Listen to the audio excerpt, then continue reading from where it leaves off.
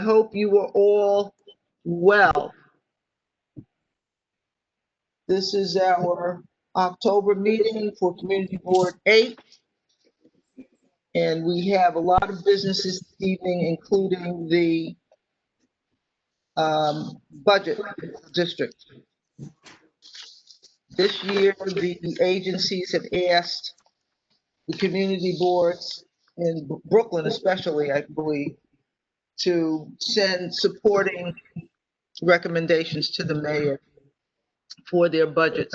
So I ask you all to pay particular attention to the budget requests for the agencies that are listed in the budget documents that I hope you've all had a chance to review. So before we get started, it's now 6:15. I will ask for a roll call from Secretary Ridderwax.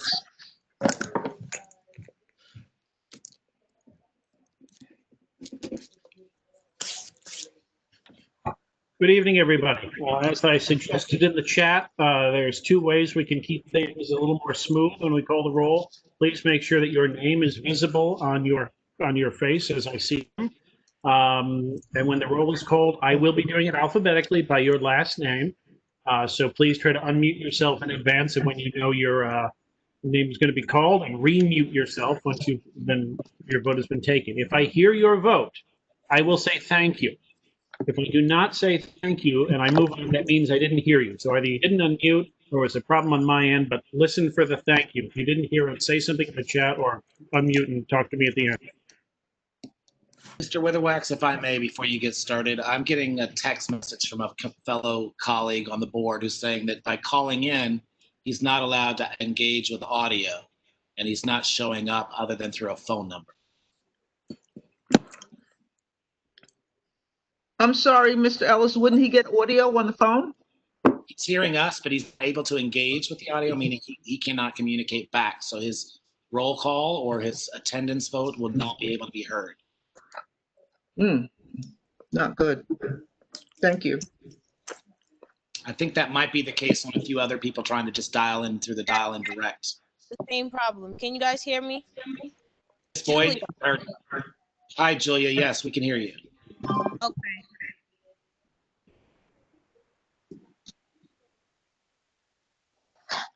Okay, so we shall proceed with the agenda for this evening. Believe we have a presentation. Ms. George, can you announce that? Well, do we call first? I'm sorry. Yeah, let's go through the roll call. You have a bad connection, Ms. Dias. I will speak slowly. Is that better? Yes. Oh, okay, sorry about that. Okay, Mr. Witherwax, as Mr. Ellis reminded us, please do the roll call. Yes. Money Allison. Present. Thank you. Linda Andrews.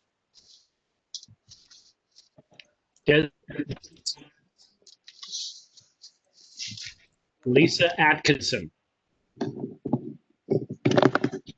Wayne Bailey.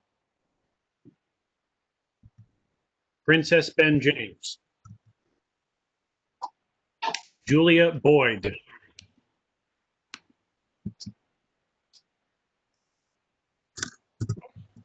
Julia Boyd is here.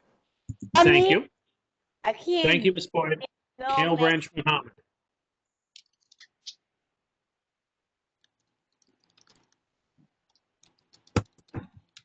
John Buckholz. Here, thank you. Also, sorry, Gail is here also. Yes, and this is John Buckholz. I'm present. Thank you, Mr. Buckholz. Thank you, Ms. Branch Muhammad. Robert Callahan. I'm here. Thank you. Hanji Charles. Helen Coley. Nora Daniel. Thank you. James Ellis. Here. Thank you. Kevin Farley. Here.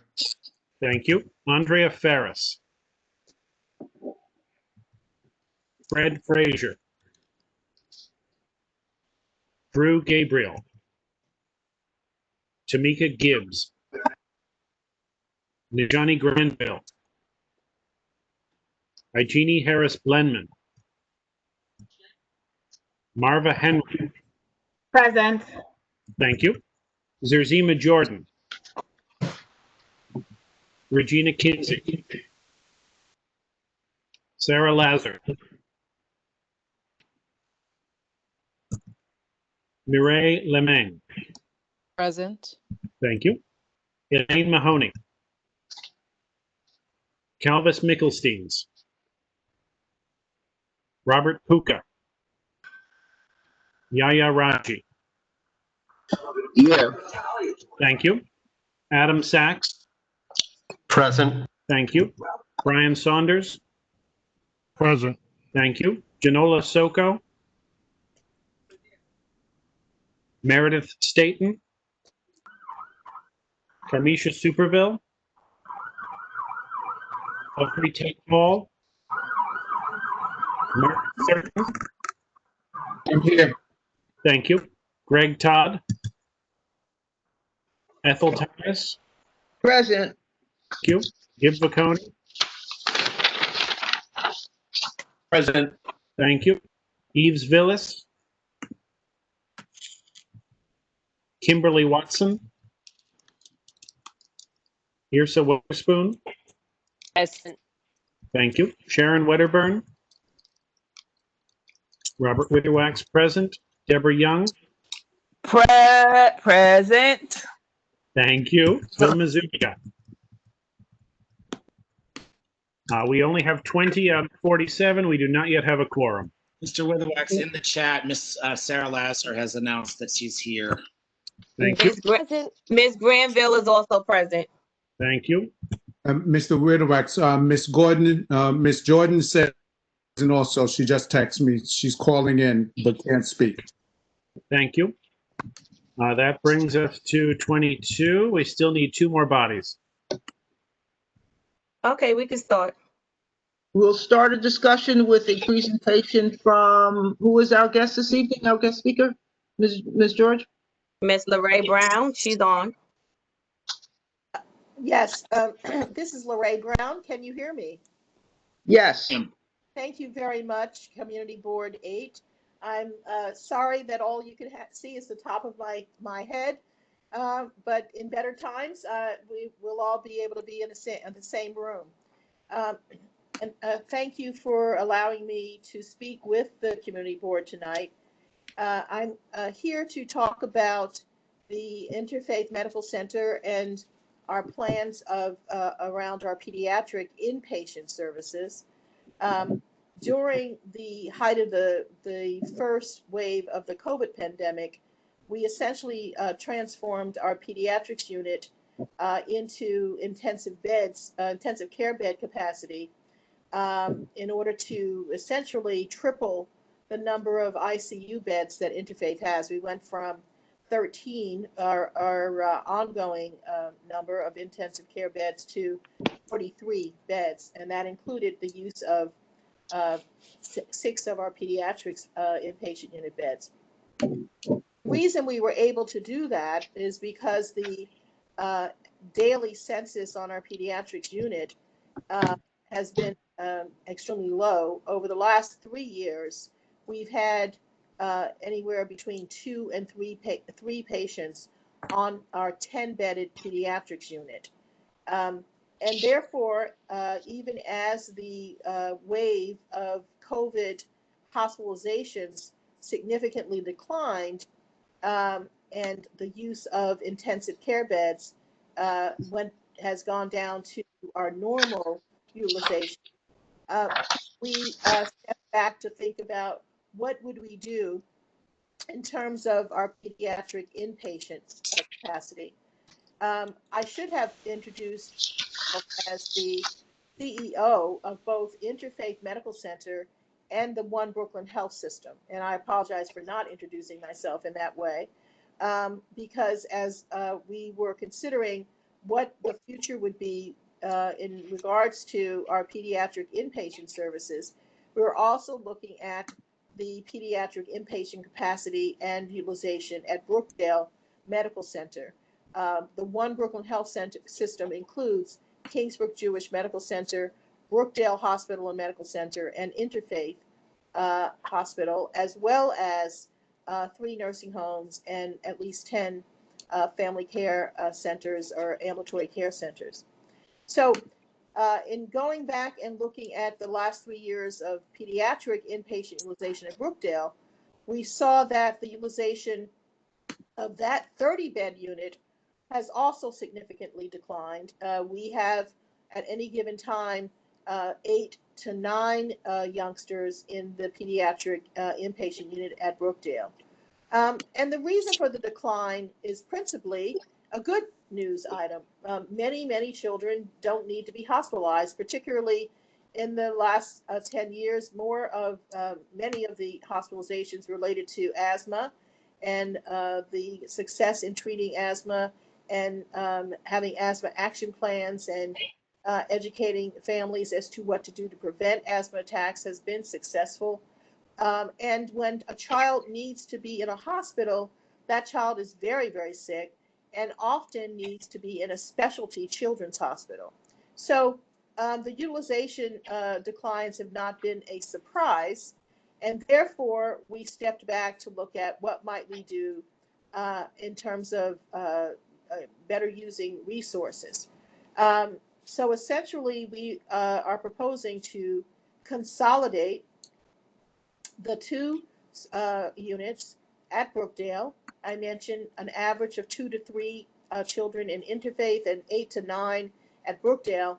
And in consolidating, we would have a census of 12, even though Brookdale has a 30-bed unit. That consolidation to Brookdale was an important consideration because Brookdale also has a pediatric intensive care unit. So as the needs of a child might be more significant or more serious than what Interfaith could provide, Brookdale has that capacity, and then a step down could occur in terms of the level of intensity of services to the child in a regular pediatric unit at Brookdale. Since we commandeered the pediatric beds in early March and through the end of September, we have essentially had 26 or so youngsters present in Interfaith's emergency room or emergency department. 2 of those youngsters were transferred to Brookdale and would have been transferred had we not had inpatient pediatric services, or had we continued to have the inpatient pediatric services in operation, because those 2 youngsters needed psychiatric inpatient care, and Brookdale has a child and adolescent in a psychiatric unit. About 5 of those youngsters were transferred to Specialty Children's Hospital, to Maimonides that has a Specialty Children's Hospital, and to the Cohen Hospital.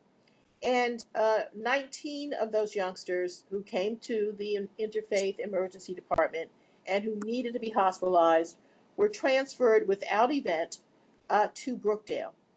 As the youngsters are discharged, they are discharged back to their treating pediatrician, be that a pediatrician from the community or a pediatrician who works at Interfaith Bishop Walker Health Center.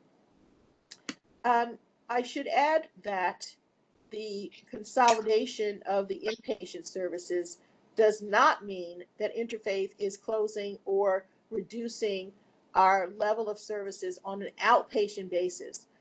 We still and will continue to provide primary care or outpatient pediatric care, pediatric specialty care on an outpatient basis.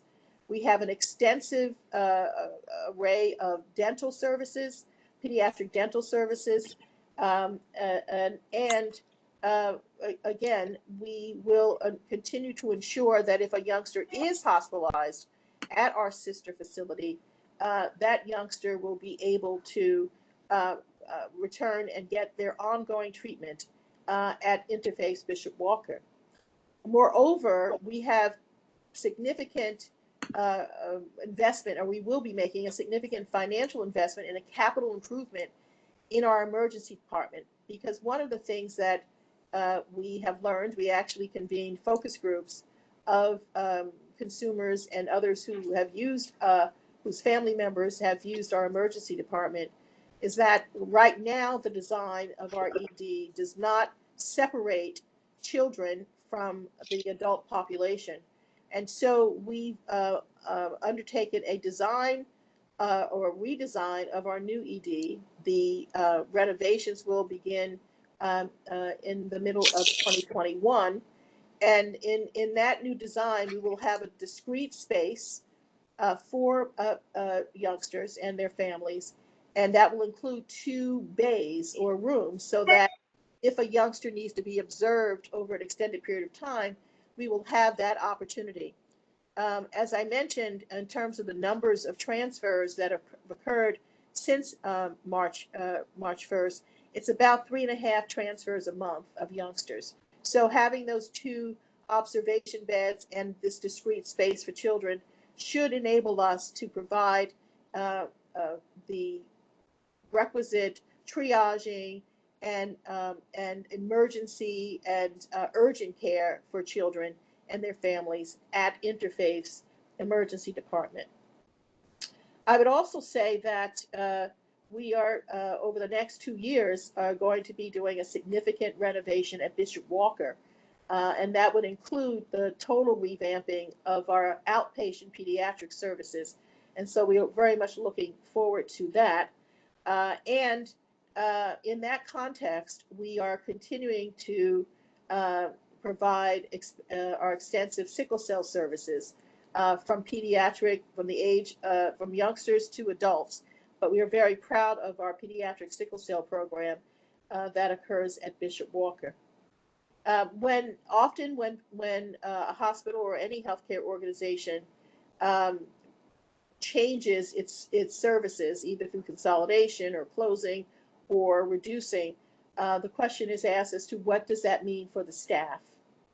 In this instance, with the exception of 4 part-time pediatricians, all the staff have been able to be redeployed into positions at Interfaith. And in terms of the doctors, there were a total of 9 doctors impacted by our change. They're not full-time doctors, part-timers. And 5 of those pediatricians are going to continue to work for the One Brooklyn Health System. They will be providing services at Bishop Walker or at the Brookdale Hospital Center. And importantly, 2 of the physicians will be providing services at our Rutland Nursing Home, which is on the Kingsbrook campus, where we have a special needs unit, a pediatric special needs unit that is comprised of 25 beds for children who are very fragile and vulnerable. And in fact, we've been able to bring youngsters back who've been placed out of state because of their needs in our creating this special needs pediatrics unit on the campus of Kingsbrook and at our Rutland Nursing Home. So I'm going to pause there because I don't want to be talking at you. I would very much appreciate any questions that you have for me. And I know you have a really busy agenda, so I don't want to take up too much of your time. Thank you very much, Ms. Brown. Do you have any printed materials we can post on the community board website? I can send you some material about what we're doing. I certainly would be willing to do that. And importantly, send you materials about our services at Bishop Walker and at Interfaith and Brookdale and Kingsbrook in terms of our outpatient service. Thank you very much. We'll look to post that material on our resources section of our website. And I don't know, Sharani Perry may be on the phone, but I'll make sure that Sharani follows up in getting you that information. I so much appreciate it. Thank you so much. I'll ask Ms. George for the next item on the agenda. Good evening, everyone.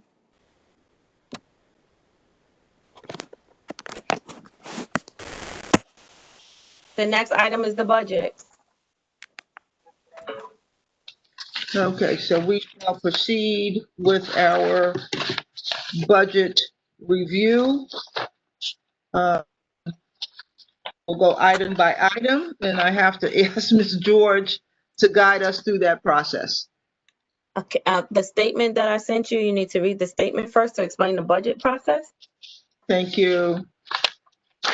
All right. In response to tonight's budget request, keep in mind that starting in May and ending through the end and extending through the end of July, the district office sends mailings, emails, and surveys to residents requesting assistance in discovering what is needed in the community.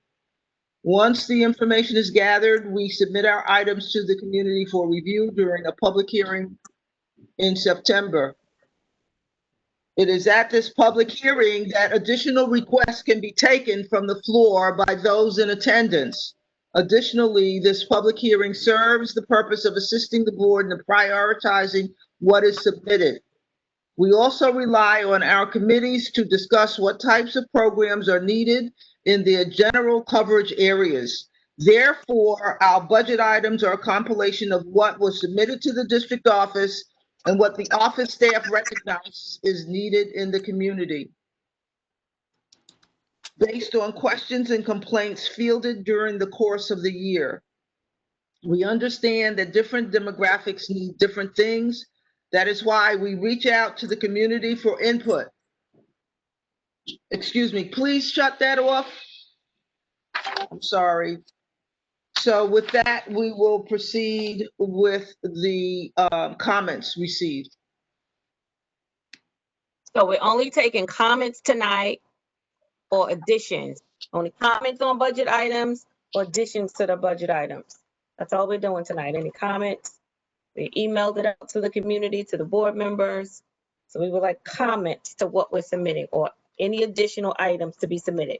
We received a few via email.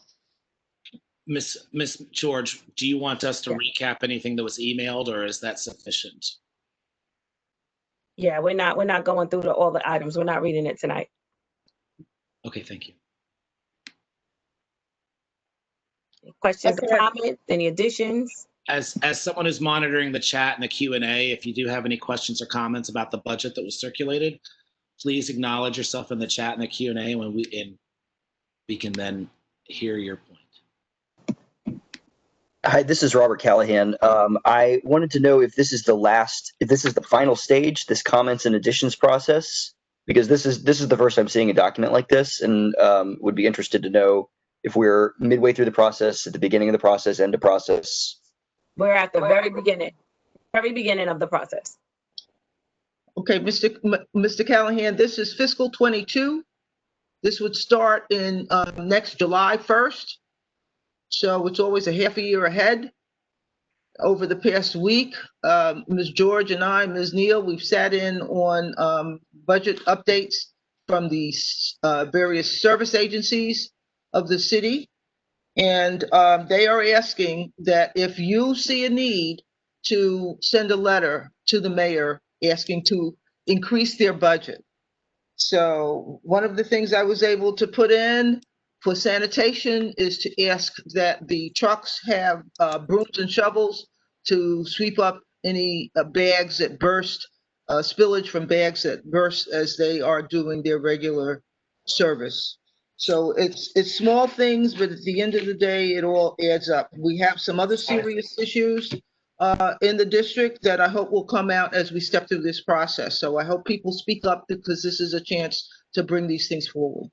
Ms. Tyus, I'd like to acknowledge Sarah Lazar, who has a question or comment. Hello.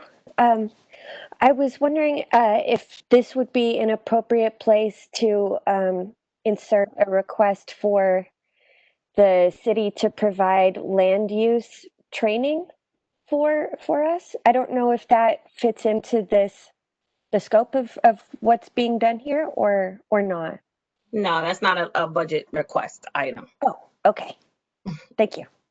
But we are in the process of scheduling land use training for Community Board 8. We're working on it. Excellent. Yeah, we are working on that. Sign me up. Ms. Okay, thank you. You'll be getting information over the next week for city planning to come in and do a webinar during our regular meeting. Maybe not. We'll have to agree on some dates to discuss zoning, the basics on zoning, especially regarding M-Crown, and we'll go into that more over the next couple of days. And then we'll also be asking the Borough President's Land Use Director, Richard Barak, to come in and talk about ULURP. Hopefully that'll be December or January. So we'll be having those things. Excellent. And I think my next question was just what Kathy Islin put. Would it be open to everyone in the community or just board members? Because I know that I just know lots of people who are very interested in learning more about this. Oh, it'll be open. Yeah, It'll be posted on the community board's calendar. Awesome. Thank you.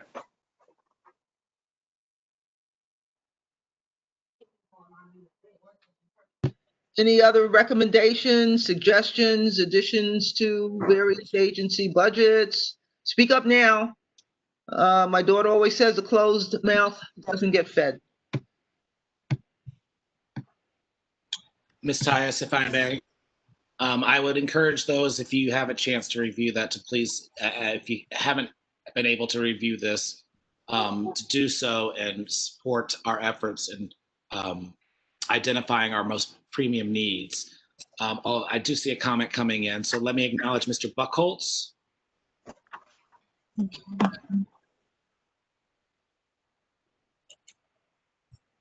Mr. Buckholz, would you like to mention your comment, or should I just read it from the chat? I'm happy to have you read it. I think that mostly is self-explanatory. I'm not sure that I have an exact concrete proposal, but the merge and the way that the traffic at the merge of Rogers and Bedford, especially as cars are trying to get through the signal in Atlantic, I would be surprised if there haven't been significant killed or serious injury accidents at that merge/intersection. And I would think, regardless of anyone's feelings about motorists, pedestrians, cyclists, it's really something that is badly in need of some study and improvement for calming. Okay, we can reach out to DOT and request a study. That's not a budget item either, but we can request a study of that area. So this is Robert Callahan again. Can you explain what the extent, the scope of what, are we talking about tangible budget proposals for the capital and expense budgets? Like what is the scope of something that could be proposed? Because some of these seem to be. I told you guys like about 3 times the budget item didn't explain. Right. No, I'm sorry. I just happen to work for a budget oversight agency. And so I'm going to have a lot of questions about this. That I'm happy to, if this is going to be a long process, I'm happy to take offline and offer my services. But the nature of the proposals seem to be, some of them are pretty broad and some of them are very specific proposals, and just wanted to get a clear understanding. Let me point out, Mr. Witherwack. I just think it would be wise to take Mr. Callahan up on his generous offer to lend his expertise offline after this meeting, so we can get this improve this process. So I think that's a great. Absolutely. Raising your hand. Thank you, Mr. Wax. I want to remind our attendees and our participants that these materials are available on the City Council website by community district and by category, expense budget and capital budget items for fiscal 22, also for fiscal 21, where we are now. And so please take a look at that. Ms. Neal did send out our items about 4 weeks ago, maybe 5 weeks ago. It sounds like people didn't get a chance to look at that, but we will improve as we go forward. Hi, it's Lisa Atkinson here. There's something that I saw on the budget that I think is incorrect. Under services and programming related to educational facility programs, you have renovate or upgrade middle intermediate school MS 584 located at 130 Rochester Avenue. MS 584 no longer exists. The new school is MS 898, the Brooklyn Green School. So Lisa, thank you for that. That was a budget request that began in another year. And until all projects are complete, it's going to be known under that rubric, although the Department of Education is fully aware of the name change and the number change. Okay. Ms. Wedderburn, do you mind identifying yourself for the benefit of the crowd? That was Ms. Wedderburn. She's co-chair of the Education Committee. Yeah. Are there any other comments on the request for the budget for fiscal 22 by agency type with any particulars? Hi, I have a question. Great. Well, more of a comment. All of these proposals are pretty good and current. I'm just curious about the dollar amounts as it corresponds to each need, and if those amounts will sort of decrease or increase as we enter this sort of post-COVID type of society, if you will. Just because I see more issues sort of taking precedence over others, but that's just a curiosity. What the agencies are asking us to do is, as boots on the ground, so to speak, we see what's lacking in our community district, and the agencies are asking us to identify for them what services are lacking. So we need to point out to them where the holes are, and they will put the dollar amount on it going forward. Right now, we are in a revenue decrease mode. So most agencies, all agencies are operating on what we call PEG, projects to eliminate the gap. And frankly speaking, most agencies are being asked to furlough their employees for periods of time during this fiscal year and during this calendar year, a day a month, a day a week, through December and so on. So we are facing dire times financially as far as revenue goes. All the revenues are down everywhere. So we will be looking at PEGs going forward. Right now, we have to put a pin in the budget, a note in the budget for these service agencies, every city agency that has a capital or expense budget. We're addressing both of them this evening to tell them what we need on the community district level. So that's what we're asking you to identify. Thank you. Very good. Thank you. For clarity, can we? What is the comment period that you're keeping this portion open for? Tuesday. Tuesday is the deadline. Tuesday. Tuesday the 13th. Thank you. Hi, can I just ask, in regards to the budget for policing and crime, it says increase resources for youth crime prevention programs. Are we taking any proposals or funding requests from any nonprofit organizations that can provide those services? Because I know just by Broward Park this week, there were 2 shootings, and the issue is, what are we going to do about this? Get the guns out of these kids' hands and give them productive things to do. So the funding, in what specific way are we going to get organizations the money to provide these services to the community? Thank you for that inquiry, Mrs. Henry. We are working on the city's budget for its agencies, city employees, city agencies. We have an avenue through our elected officials in the council to use discretionary funds that are allotted to those council representatives based on the population in their districts. And those discretionary contracts are up to the individual council members to award to not-for-profit agencies to provide the services that they feel are necessary. Ms. George is asking me to remind all of you that the information on the budget is available in the chat for the entire budget document as this evening, and it's also available on the web. But if you look in the chat, you will see the link to the entire budget document. Madam Chair, could I raise an issue? As you probably know, the city suspended all curbside pickup of organics citywide because of the budget crisis. But just last week, they reinstated $2.8 million for pickup of drop-off sites, of which Amani Garden is about to become one. This is only because of extraordinary pressure from the communities and the incredible interest in organics. And in fact, Antonio Reynoso, chair of the Sanitation Committee, has introduced what we call the CORE Act, which would create 2 drop-off sites in every one of the 59 community boards. It was not implemented because of lack of funding. But we in the Brooklyn Solid Waste Advisory Board feel that drop-off sites are much more efficient than curbside pickups in terms of the efficiency of collecting materials. And we would strongly advocate that the community board try to reinstate in the budget money for at least 2 pickup sites in each community board. Be far less money than curbside pickup and be much more efficient in collecting organics. So I would like to propose that. Thank you, Mr. Todd. We would ask you to help identify which of the 2 pickup sites you would recommend for this community district.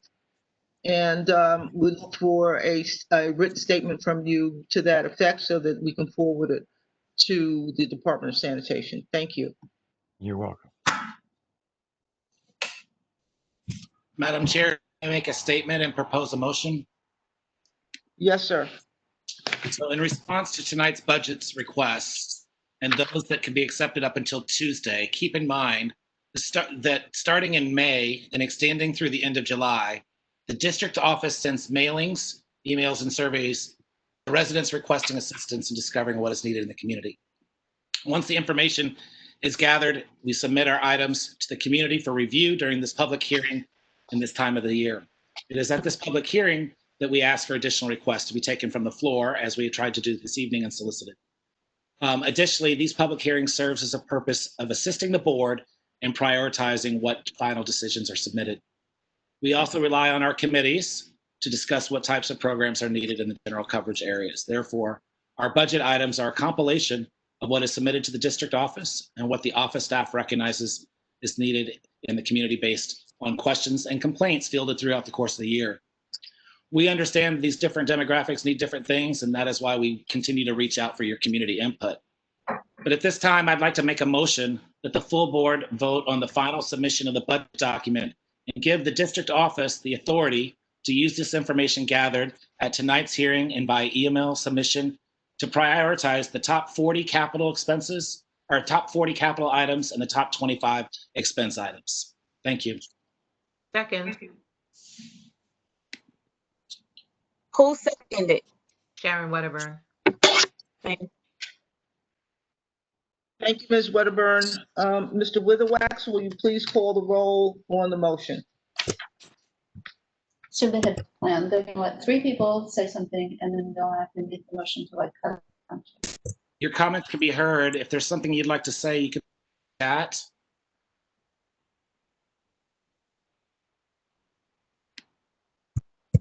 All right. Before you start, Mr. Witherwax, I'd also remind those that aren't enabled to engage on the audio to also you can potentially acknowledge in the chat as well. Yeah, please do use the chat function if you cannot be heard. We need to either hear you or see you, preferably both. So again, I'm going to go through this alphabetically. I will say thank you if I hear your vote. If I don't, we'll come back to it. I'm sorry, Mr. Witherwax, would you please repeat what the vote is? Yes, no, abstain, after you say the name. Can you do that, please? Sure. Thank you. Kimberly Allison.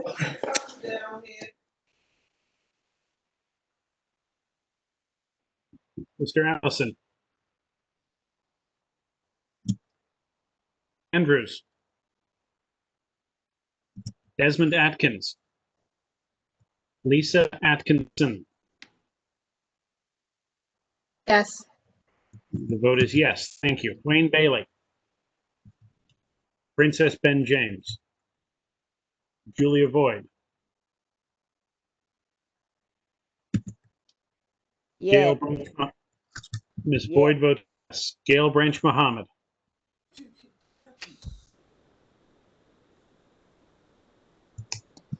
Yes. Branch Mohammed votes yes. John Buckholz, Yes. John Buckholz votes yes. Robert Callahan, Yes. Mr. Callahan votes yes. Hanji Charles, Ellen Coley, Nora Daniel, James Ellis. I said yes. Yes. No, I didn't hear you, Ms. Daniel. Thank you. Ms. Daniel votes yes. Mr. Ellis votes yes. Mr. I Farley. also- Chat, Mr. Allison voted yes. Mr. Allison voted yes in the chat. Mr. Farley. Yes. Thank you. Mr. Farley votes yes. Ms. Ferris. Mr. Frazier. Mr. Gabriel. Gibbs. Ms. Granville.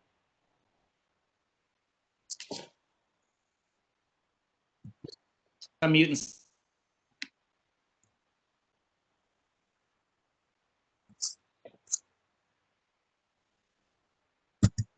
Yes. Thank you, Ms. Yes. Jeannie Harris Glenman. Marv. She votes yes. I'm sorry, who was that? That's Mark. She votes yes. Texting me. Who votes yes? Ms. Jordan? Is that who you mentioned? Ms. Ms. Harris Blendman? Glenman?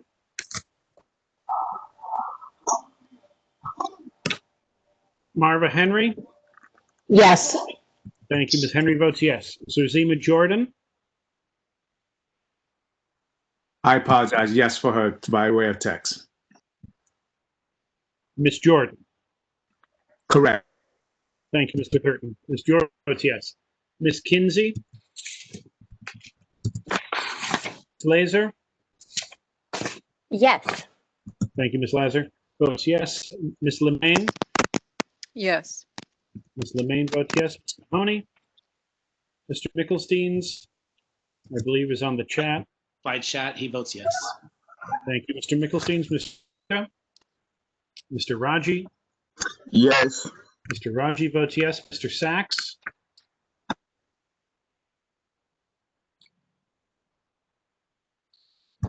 Yes, sorry. Mr. Sachs, I didn't hear you. Yes. Thank you, Mr. Sachs votes yes. Mr. Saunders? Yes. Mr. Saunders votes yes. Ms.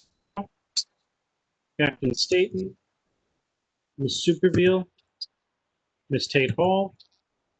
Mr. Thurton? Yeah. Thank you, Mr. Thurton votes yes. Mr. Todd?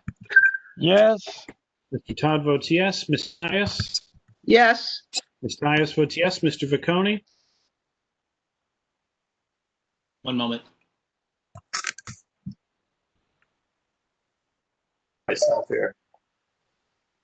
Mr. Vacconi, do you want to log your vote? Yes. Thank you. Yes, sorry. Mr. Vacconi votes yes. Mr. Villas? Ms. Watson? Mr. Weatherspoon? Ms. Spoon? Yes. Thank you. Ms. Weatherspoon votes yes. Ms. Wedderburn? Yes. Ms. Wedderburn votes yes. Mr. Witherwax votes yes. Ms. Young? Yes. The motion passes. Mr. Witherwax, by way of chat, Mr. Robert Puka votes yes. Mr. Puka votes yes. That means Mr. Puka is also present, and that brings us to 27 in favor, no opposed, no abstentions. Thank you. Unanimous. Thank you, Mr. Witherwax, and we'll now move on to the next item on our agenda. Ms. George, can you bring that forward for me, please? I don't have a printed agenda in front of me.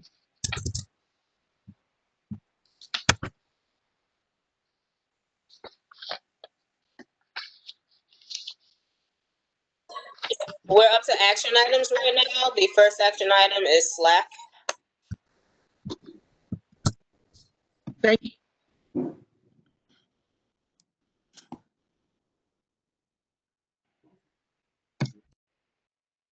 Who's presenting for State Liquor Authority Committee?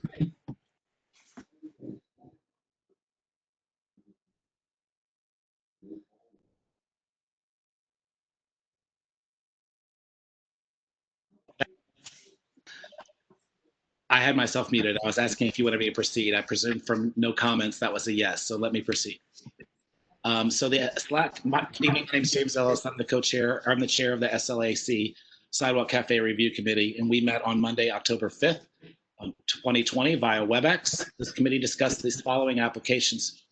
The following renewals were presented for Cheryl's at 236 Underhill Avenue for a full license. The renewal was presented for Essex Lounge at 1666 Atlantic Avenue for a full license.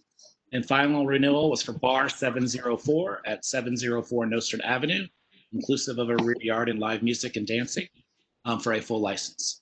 The committee voted to support these 3 renewal applications and hopes that the full board supports its recommendation.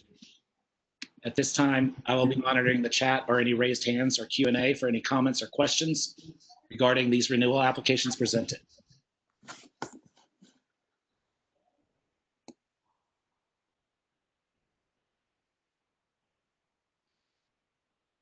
Giving another couple seconds for people to potentially type or unmute. James, are there any of the owners on this WebEx? Thank you. That's a very good question. Can I ask if there's any representatives from Cheryl's or a representative from Essex Lounge? What's their name? I need names. I don't know. I don't recall. Cheryl is Cheryl Smith.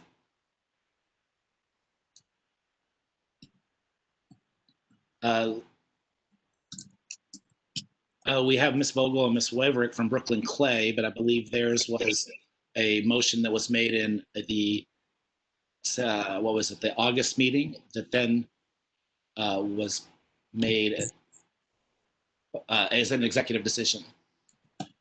So thank you for coming, Ms. Vogel and Ms. Waverick. Oh, okay.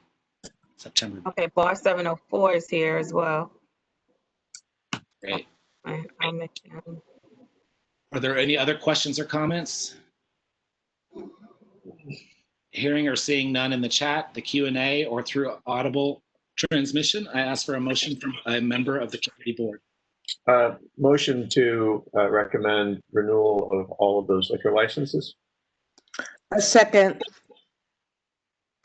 Is there any questions for this motion being presented to support the following renewal items, those following renewal items mentioned? Who seconded that item? I believe that was Ms. Young. Was that Ms. Young? Ms. Muhammad. I believe it was Ms. Muhammad. Yes. Okay, thanks. My apologies, Ms. Muhammad. Hearing or seeing none, I ask the chair if we can call the vote. Please call the vote. Thank you. Mr.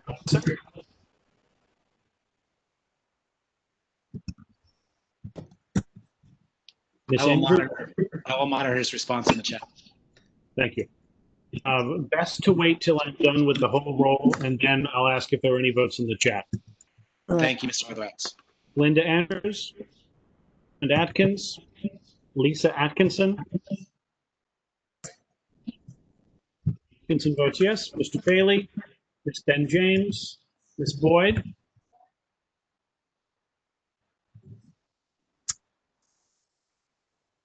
Ms. Branch. Yes. Thank you, Ms. Branch. Mohammed votes yes. Mr. Buckholz. Did you hear Miss Boyd? I did not, but I do now. Thank you, Ms. Boyd. Votes yes. Mr. Buckholz.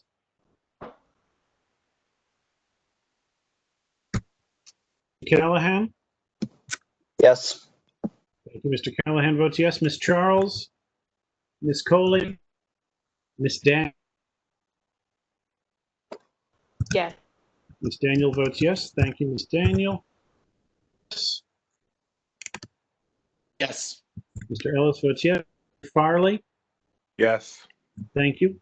Mr. Farley votes yes. Ms. Farris, Mr. Frazier, Mr. Gabriel, Ms. Gibbs, Ms. Granville.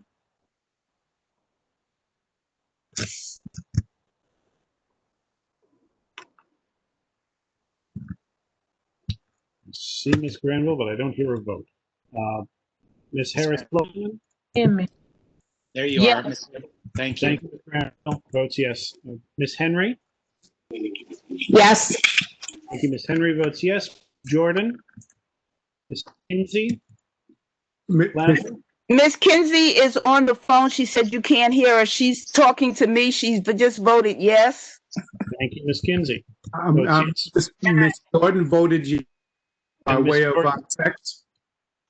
Thank you, Ms. Jordan. Thank you, Ms. Lazar. And Fran Harris. So, Thank you. Did you get Miss Kinsey? I did. Okay. Ms. Lazar? Yes. Thank you, Ms. Votes yes. Ms. Lemaine? Yes. Thank you, Ms. Lemaine votes yes. Ms. Mahoney? Mr. Middlesteins? Mr. Puka? Mr. Raji? Yes. Thank you. Votes yes. Mr. Sachs? Yes. Thank you, Mr. Sachs votes yes. Mr. Saunders? Yes. Thank you. Mr. Saunders votes yes. Ms. Soko? Staton? Ms. Supervielle? Ms. Tate Hall? Mr. Thurton? yes. Mr. Thurton votes yes. Thank you. Mr. Todd? Yes. Votes yes. Thank you. Ms. Tyus? Yes. Ms. Tyus votes yes. Thank you. Mr. Vicconi? Yes. Mr. Vicconi votes yes. Thank you. Mr. Villas? Ms. Watson? Ms. Weatherspoon? Yes. Ms. Weatherspoon votes yes. Thank you. Ms. Wedderburn? Yes. Ms. Wedderburn votes yes. Thank you. Mr. Witherwax votes yes. Ms. Young? Yes. Thank you. Ms. Young votes yes. The motion passes unanimously. Let's check the chat. Anybody in the chat? Yes, sir. I'd like to record Mr. Allison voting yes, Mr. Buckholz voting yes, Mr. Mickelstein's voting yes, Mr. Puka voting yes. Let's back up and include Ms. Ben James. She's texting me rather than putting her vote in the chat. So I'm asking everyone who is having problems being heard to put their information in the chat so we can share it during the meeting with everyone. You Ms. Tyus, select chat, everyone. I Mrs. will- For clarification, those that are dialing in can't engage in the chat function. Oh, okay.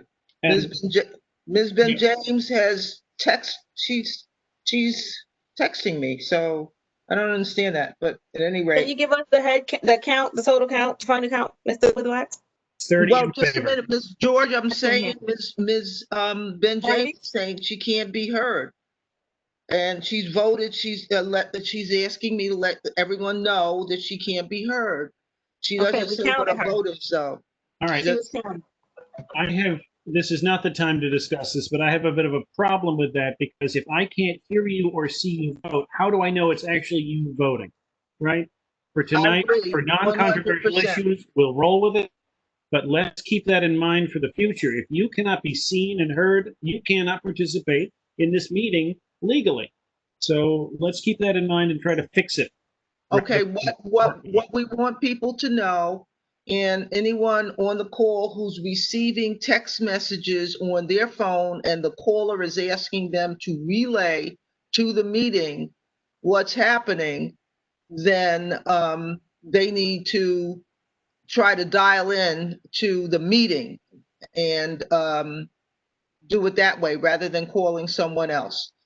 And I think that's the best way to do it. Right, but what happens? Okay, hold on, Miss Kinsey. People are saying, well, I have Miss Kinsey. She said that she was on the call and she was talking and no one heard her. So how do we do that? She said she called in, but nobody could hear that she was there. She might need to check her settings, Ms. Young. I'm sorry. Ms. Young, she might need to check her settings, and she might need to manually unmute herself because I believe one of the settings is to put people on mute when they enter the room. Okay, she's saying that she was unmuted. I know I believe you're on your phone, correct? Yeah, I'm on She's on her cell phone. my phone. She said it wasn't muted. Now, We're not talking about the cell phone muting, but we're talking about the settings of the WebEx platform that you might be using. okay, I'm going to try to repeat that to her. She's saying they're talking about the WebEx portion of it, that you should unmute. We can If you're hear direct, if you direct Ms. Young, dialogue, Ms. Ellis, Can I make Ms. a Young, comment? Mr. Ellis, Ms. Young, Mr. Ellis, we can hear Ms. Kinsey through Yeah, Deborah thank you. Young's phone. Thank you. That's what I was going to say. Thank you.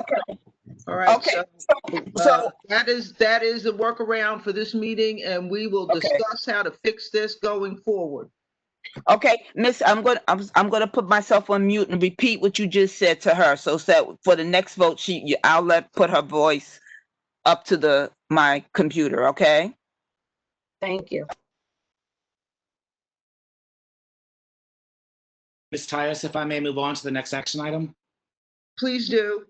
Thank you. All right, we were also presented a new application for BK Lobster at 643 Vanderbilt Avenue, seeking a wine, beer, and cider license. The details of the application are as followed, with 4 tables and 8 seats, but a maximum capacity of 28 under non-COVID specs. Hours of operation are presented as being closed on Monday, Sunday from noon until 8 p.m., Tuesday through Thursday, noon to 10 p.m., Friday and Saturday, noon to 11 p.m. No outdoor space was presented as a part of the formal application, but during COVID, they will be looking to take advantage of the curbside seating and offering takeout and delivery options. This is the 3rd location for BK Lobster, and the 2nd of which will have an on-premise license. The committee voted to support this application as presented by a final vote of 12 in favor, 0 opposed, and 0 abstentions, and hopes that the full board support its recommendation.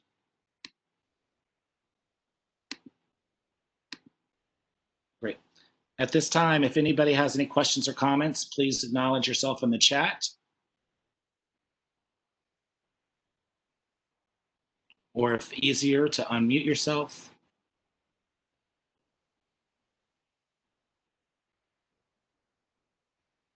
I'll give just another couple moments. Is the proprietor of this establishment joining us on the call today?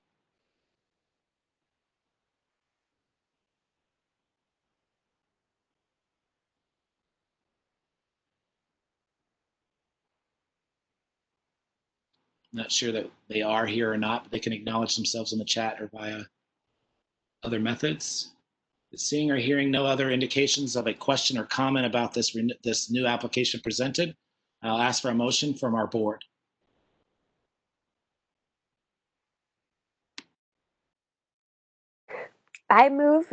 This is Sarah Lazar. I move that we accept the application as stated and as recommended by the committee. Second. Thank you. That was a motion by Ms. Lazar and a second by Mr. Raji. Are there any questions on the motion being presented?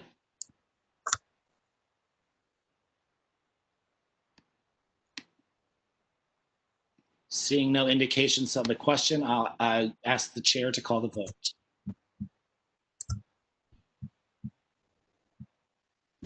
Mr. Witherwax, secretary, to call the roll on the vote. Here we go. Mr. Atkinson in the chat. Yes. Yes. Ms. Andrews. Mr. Atkins. Yes. Thank you, Ms. Atkinson. Mr. Bailey.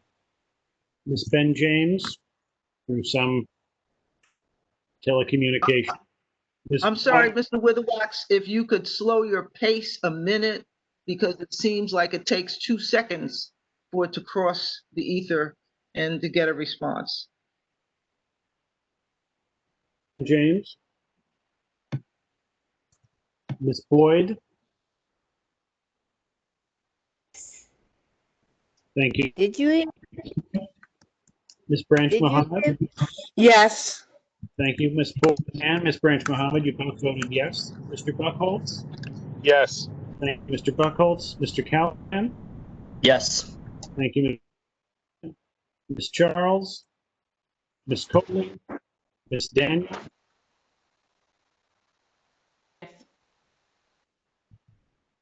Mr. Ellis. Thank you, Ms. Daniel. Mr. Ellis votes yes. Thank you, Mr. Ellis. Mr. Farley. Yes. Farley. Ms. Ferris. Mr. Frazier. Mr. Gabriel. Ms. Granville. Thank you, Ms. Granville. Ms. Harris Blandman.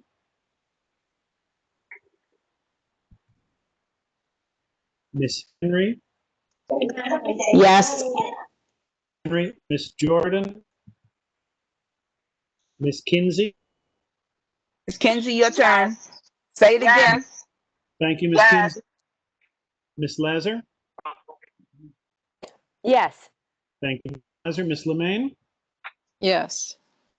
Lane. Mr. Milsteins. Mr. Raji. Yes. Thank you, Mr. Raji. Sachs. Yes. Thank you, Mr. Sachs. Mr. Saunders. Yes. Thank you, Mr. Saunders. Soko. Mr. Staton.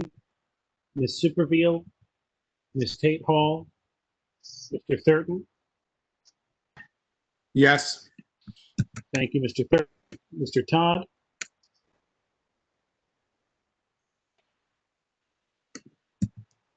Ms. Tyus. Yes. Thank you, Ms. Tyus. Yes. Thank you, Mr. Villas. Ms. Watson. Ms. Weatherburn. Yes. Ms. Wedderburn. Yes. Thank you, Ms. Wedderburn. Mr. Witherwax, yes. Ms. Young. Yes. All right. Anybody in the chat? Yes, Mr. Witherwax, I'd like to record Mr. Puka votes yes. Mr. Carmoni Allison voted yes. He was able to get in, but I think it might have got overpassed, but he votes yes. And Mr. Mickelstein votes yes. Thank you. Mr. Thurton, do either of your contacts, Ms. Jordan or Ms. Harris Lenman, vote yes or anything? They both voted yes. Ms. Harris is on. Ms. Jordan said yes. Thank you, Ms. Elaine- Harris. Thank you for Ms. Mahoney? Jordan. Thank you. Elaine Mahoney, Ms. Mahoney? Ms. she's also Mahoney, in the chat. She says she's stuck on mute. Trying to. yep, I see her in the chat now. She sent it to me directly. Okay, I'll record her yes. In which case we have 29 in favor, no opposed, no abstentions. Great, thank you very much. For those of you who aren't aware, the SLA and Sidewalk Review Committee meets on Mondays, the first Mondays of the month to review applications. I'd like to just take this moment and share with our community that there are many restaurants and beverage serving establishments that are trying to adapt in these new COVID working prescriptions. And one of the things is just as being a community effort, if you come across any issues in operations, we ask that you contact the community board office or try to reach out and speak directly with the proprietors and the principals if they're all going through a learning experience and trying to be compliant with these rules and regulations that are being updated on a regular basis. We also at the same time encourage you to try to frequent as many of our community businesses as that you feel comfortable and can, and try to help them in moving through this trying times. Thank you for the opportunity to share that message, and I hope to see you in one of our community meetings. Mr. Ellis, may I please make a statement? I'll defer to the chair. Oh, Ms. Tyus? Ms. Tyus? Yeah, I'm unmuting myself. I'd like to hear from the president of the Crown Heights North Association, who's sponsoring a special event in 2 days on Nostrand. Okay, right. Yes, I just want to remind for those of you who are not aware, the Crown Heights North Association is sponsoring a destination Nostrand between Atlantic and Eastern Parkway. There'll be an opening ceremony starting at 12. The event is from 12 to 6. There'll be live music at 3 venues: Nostrand Social from 12 to 2, Bluefin 2 to 4, Sweet Brooklyn 4 to 6. And as I mentioned, there will be an opening ceremony from 12:30 to 1. We ask everyone to please come out and support the merchants along Nostrand Avenue corridor. And they will be offering, some of the participants are offering a 10% discount if you if you visit their establishment. So please join us as we support the merchants on Nostrand Avenue. Thank you. Gail, would you like to add anything that I forgot to mention in relation to Saturday? No, I think you've covered it. Okay. Thank you. Thank you, Ms. Young. Is this information available online anywhere? Somebody just ran in front of the bus. Now somebody comes. Who is that? Yes, there is a, we did send it, I think it was sent to the community board. I think it was It's on our- distributed. Yes. Mhm. Okay. It's on our website and it was emailed out. Okay, thank you. Thank you, Ms. Young. So, Ms., what's next on our agenda, Ms. George? Land use. Land use. We have a new secretary for the Land Use Committee, Nora Daniel. And I just emailed her the report for the October 1st meeting that was prepared in the office, and I will ask her to read that. And then we can entertain questions on what's reported there. And then hear the motion that was made at the October 1st meeting. Ms. Daniel, would you read your report? You can shorten it as you go if you want to.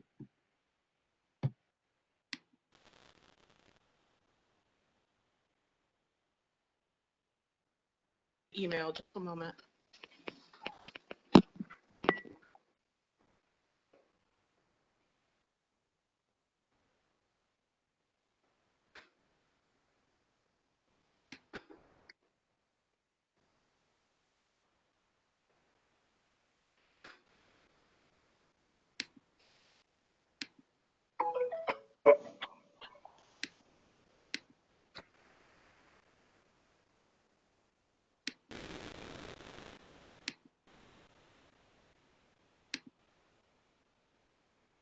Basically, what we here is that on Thursday, October 1st, we had a presentation from a representative of the Hope Street Capital 959 Sterling Partnership, Tiffany Raspberry and her team regarding a proposed new building on the campus of the Hebron School at 920 Park Place. The building would be on Sterling Place between New York and Brooklyn Avenues. Are you ready, Ms. Daniel?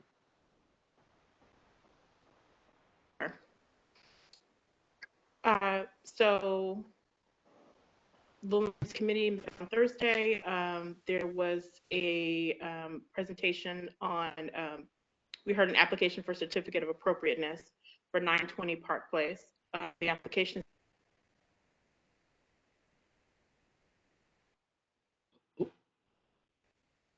excavation and curb cut.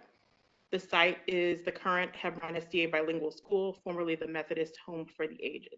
The application was presented by the Hebron Congregation of Northeastern Conference Corporation of the Seventh-day Adventist, Hope Street Capital, and 959 Sterling Partners. The following details were provided during the presentation. The decision to sell the portion of the property came as a result of requests from the church, as the Hebron School is currently unable to operate in the building because of dilapidation, and floors 3 through 5 are under a vacate order by the City of New York. The proceeds of the sale will allow the church to repair the building and bring students back into the building.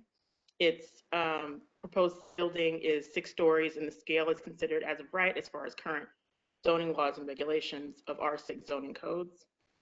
182 apartments of which 30% would be affordable. It will be a LEED building. And here were the issues raised by concerned residents and Hebron parishioners. The line of sight of the school building is obstructed by the mass and scale of the new building, with full obstruction of an entire wing of the historic building. Light blocked for adjacent neighbors and for the entirety of the block. There's a loss of green open space, which could create a heat island and exacerbate health conditions for children. The building, as presented, is institutional looking and not becoming of the area. And small apartments are not designed for long-term stay and growth in the community, but are designed for transients or short-term stays. Parishioners state that Hope Street Capital's presentation was misleading and confusing, as many congregants do not speak English and the presentation was entirely in English. It was reported that when the church voted, the younger English-speaking congregants were kicked out of the presentation, and not allowed to participate in the vote. The affordable housing being generated will not be affordable to those that live in the community and not congregants of Hebron.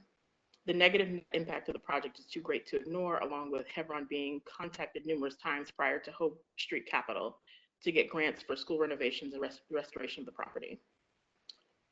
Hope Street Capital made statements of commitment that despite the current economic uncertainty in the budgets for the state, city, and the country, that they are committed to the project.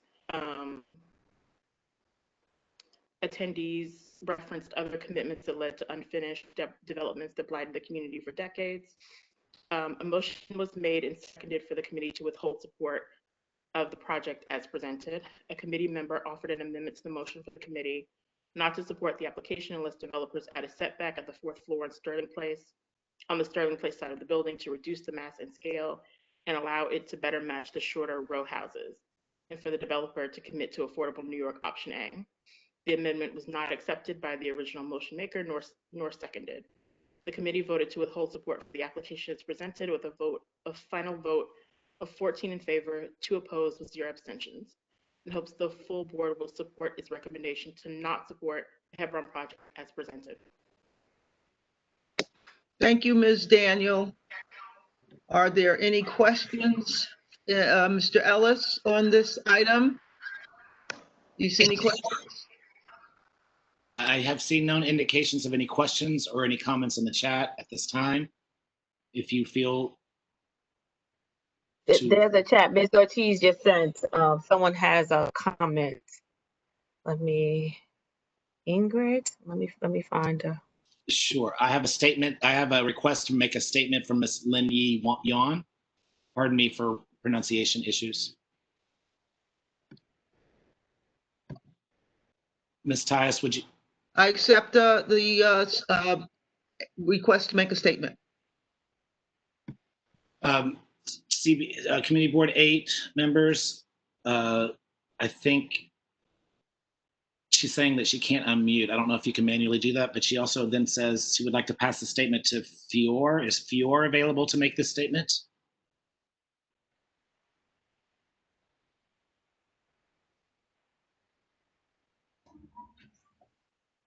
Yes, I'm available. Ingrid has the first portion of the statement. Ingrid Saragard. Madam Chair, would you like to hear from Ms. Ingrid first? You're on mute. I must ask the statement makers to keep their statements to 2 minutes or less. Ms. Blinman, Ms. Ingrid Harris Blinman, please carry on. Oh, can you hear me? I'm still muted. Who is that? This is Ingrid. I unmuted you. So, okay. Sorry, please hold on 1 second. I think I can help troubleshoot. It looks like you're on the phone and on the computer. Can you do one of those? That's what's creating the echo. Oh, just a second.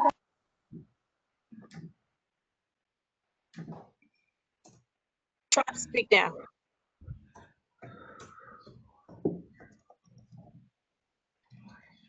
Maybe she.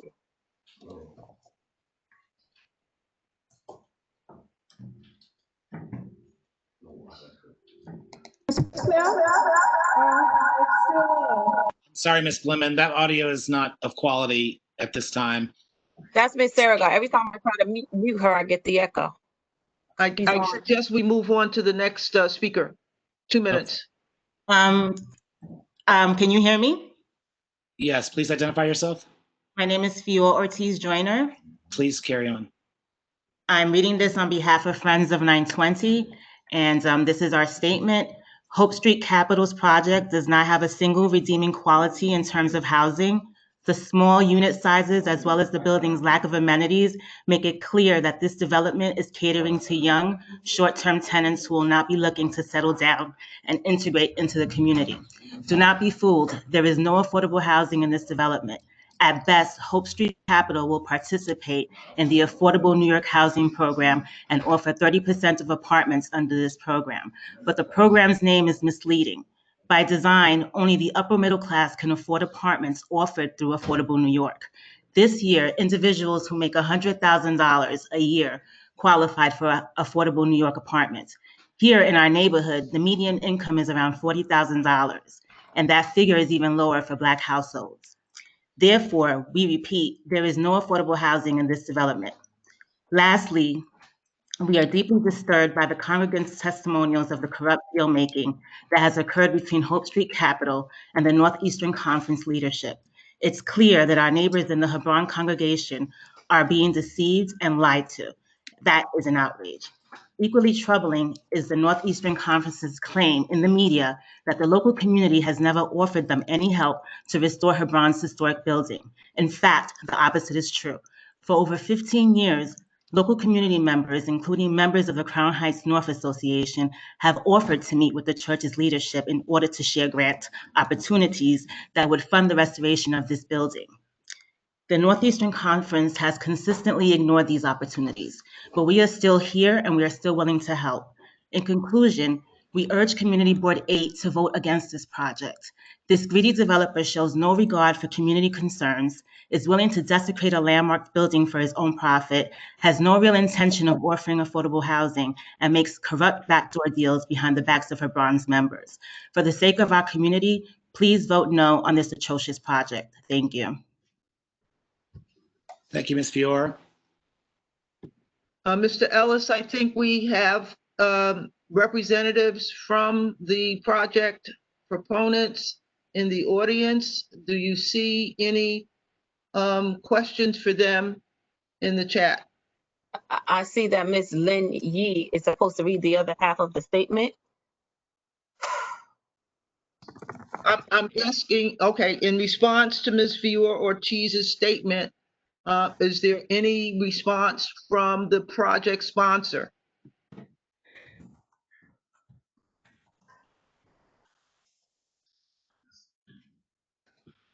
Ms. Raspberry? Yes, I would just like to say that we sent a letter to the community Sorry, board. excuse me, Ms. Raspberry, do you mind just identifying yourself and your role with this project? Yes, I'm so sorry. My name is Tiffany Raspberry, and I'm the community outreach consultant for this project. Dr. Daniel Honore, the president of the Northeast Conference of Seventh-day Adventist Churches, sent a statement dated October 7th, yesterday, to Community Board 8, addressing many of the issues that were raised in the previous statement. So I would just like to request, if it hasn't been sent out already, that everyone receive a copy of this statement if you'd like. I don't know if there's enough time, but I can read it into the record now. But if I don't have enough time, I think it would be great if everyone could receive a copy because it directly addresses many of the concerns that were raised in the previous statement. Thank you, Ms. Raspberry. I believe that statement was distributed amongst the members of the land use or the land use committee. I will, in fairness, offer the ability to make your statement publicly here if you can keep it within the chairperson's request of 2 minutes. I'll read through as much of it as I can. This letter, as I said, is from Dr. Daniel Honore. Dear Ms. George, in 2012, I began service as president of the Northeast Conference of Seventh-day Adventists, which is the ecclesiastical and corporate parent of nearly 200 congregations and 60,000 parishioners in New York and New England. As part of its mission, the Northeast Conference operates 15 parochial elementary and secondary schools and a 100-acre campground and 270 senior citizen subsidized housing units. The Northeast Conference supports member churches in acquiring and developing real estate. A few years ago, we received a request from the Hebron Seventh-day Adventist Church to assist in redeveloping the Hebron Bilingual School in a manner to allow restoration of its premises. We retained counsel, conducted a zoning analysis, and issued a request for proposals to qualified developers. We received 5 viable proposals. After reviewing these proposals, the church board voted to recommend the Hope Street Capital proposal to the church body for consideration. This board meeting was chaired by Pastor John Philippe, then pastor of the Hebron Church. Pastor Philippe invited me to make a presentation to the church explaining the details of the proposal on Saturday, October 14th, 2017. Being of Haitian descent, I prepared a multilingual PowerPoint presentation in English, French, and Haitian Creole. I was able to engage the young people in English and the older members in French or Creole. I responded to questions according to the language in which it was asked. That is why I was shocked to hear at the land use subcommittee that the older people did not understand what they were voting for because they do not speak English. I am still in possession of the original unedited multilingual presentation that I used for this meeting. The Hope Street proposal was the most attractive because it offered the most benefits to the church. These include $21.5 million in cash to the Hebron Church, a regulation-sized gymnasium for the Hebron School in the new building at Hope Street's expense. The school never had a gymnasium, a 2-bedroom unit in the new building deeded to the Hebron Church, and 25 underground parking spaces for the benefit of the Hebron Church and school. Following a healthy debate and a question and answer period, we posed the question as to whether the Hebron Church should proceed with the sale of the 0.acre parcel of its land in exchange for the above referenced benefits. The question was asked in both English and French. Those in favor were asked to stand. After they were counted, they were asked to sit, while those opposed were then asked to stand. I'm so sorry. 2 individuals were assigned with counting the votes. One was First Elder Emmanuel Toussaint. The other was Pastor Jape St. Louis, coordinator of the Franco-Haitian Ministries for the Northeastern Conference. Pastor St. Louis served as pastor of the Hebron Church for 6 years prior to Pastor John Philippe and is widely respected by the congregation. As the votes revealed a majority in favor of the sale, some of the opponents of the projects cried foul, claiming an inaccurate count. To display any doubts, I called for a second vote. The final tally was 101 in favor, 69 opposed. At that point, all understood and accepted the result. Based on the vote of the congregation, the Northeast Corporation Executive Committee voted to authorize the sale December 10th, 2017. Our Constitution expressly forbids the corporation from selling any property without consent of the local church. Ms. Raspberry, I'm going to have to ask you to wrap up, please. Okay, I'll just go on to say that the pastor, the Northeast Conference would also like to raise attention to the fact that there's believed to be funding from the charter school grants for this. It says the Hebron School is not a charter school and has no interest in seeking such status. Becoming a charter school would mean surrendering our religious foundations in order to qualify for public funding. We would not be allowed to engage in prayer or Bible study with our students. We seek the same rights as the yeshivas and Catholic schools to educate our children according to our faith. And if anybody needs a copy of this letter, if you put in the chat your email address, I can send it to you so that you can review it yourself if you haven't received a copy. Thank you. Thank you. I have a couple comments and requests for statements in the chat. Ms. Tyus, if I may continue. I'd like to acknowledge Ms. Is it Chi Osei? Are you able to connect with audio and make your statement? Hello? Yes, Hi. I'm sorry, Mr. Ellis and Mr. Chiose. I want to clear up a misunderstanding before we go forward, as Mr. Ellis is assisting with letting us all be aware of questions that are being posed in the chat in order to keep order during this well-attended meeting.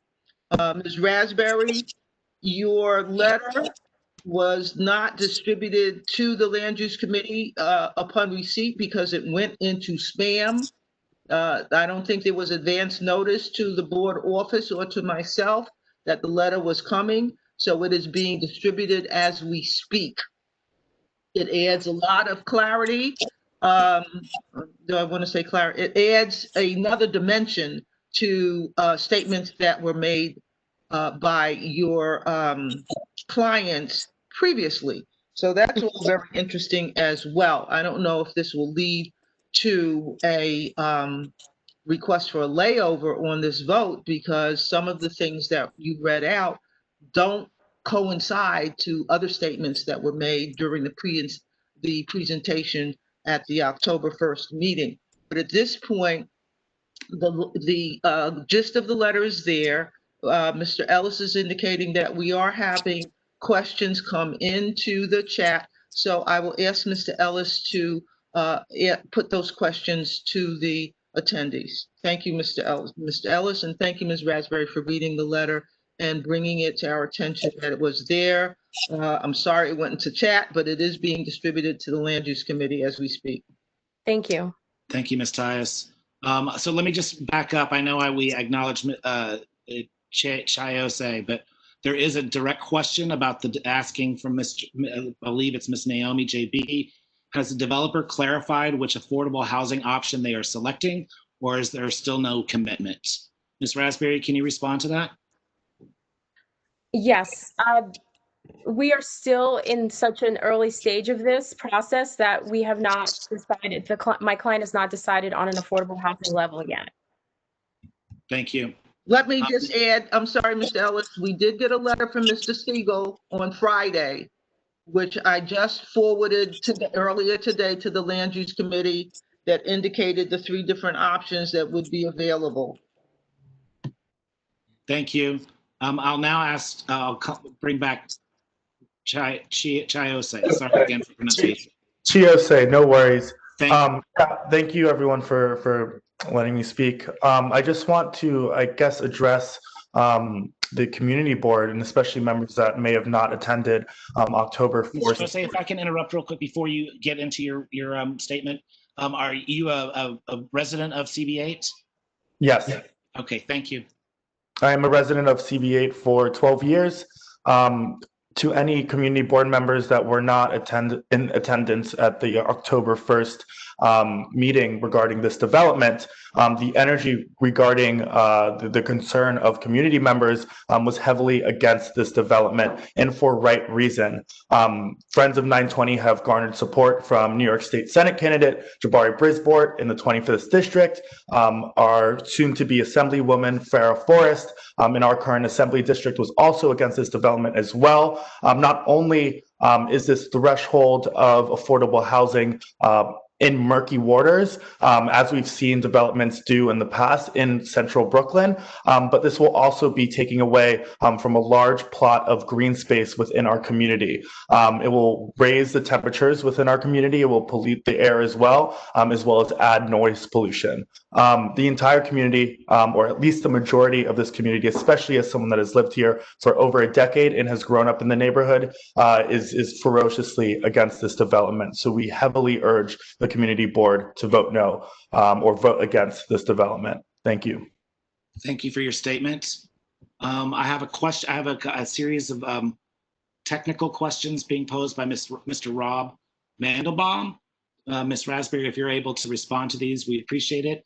It says, can someone explain from Hebron, explain the breakdown of the $21.6 million?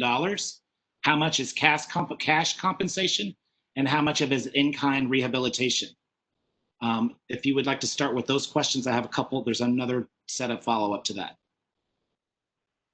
I don't have an answer to that question, Morris, or are you able to shed some light on that question? I have a number of people joining me on this call. If you'd like to direct it to the most appropriate respondee, that'd be great. Hello, this is Morris Hatchme. I'm the architect for the new building. I'm not the architect for the restoration work at the Hebron School. However, the payment is being made to the school and they are committed to restoring the school and the church building. A very extensive survey was made, drawings were shown, and the scope of work was also identified at the committee meeting. Great. Can you speak directly to the question about the breakdown of the 21.6 million of cash versus in-kind rehab? Well, I think Jeff Gershon, who is one of the principals at Hope Street, might be able to answer that better. It is my understanding that the compensation is being made and they are directing the funds on their own. I don't think that the developer has control of how they spend their money. Okay, and follow up to that, Nor do I think that that is typical or appropriate. Thank you for your response. Following up to that from the same gentleman, Mr. Rob Mandelbaum asked, how does SDA intend to use the cash proceeds, and how much of the cash proceeds will use expressly for this congregation and this location in school? Is there someone, Ms. Raspberry, that can respond to that question from SDA or from Northwest School? Northeast.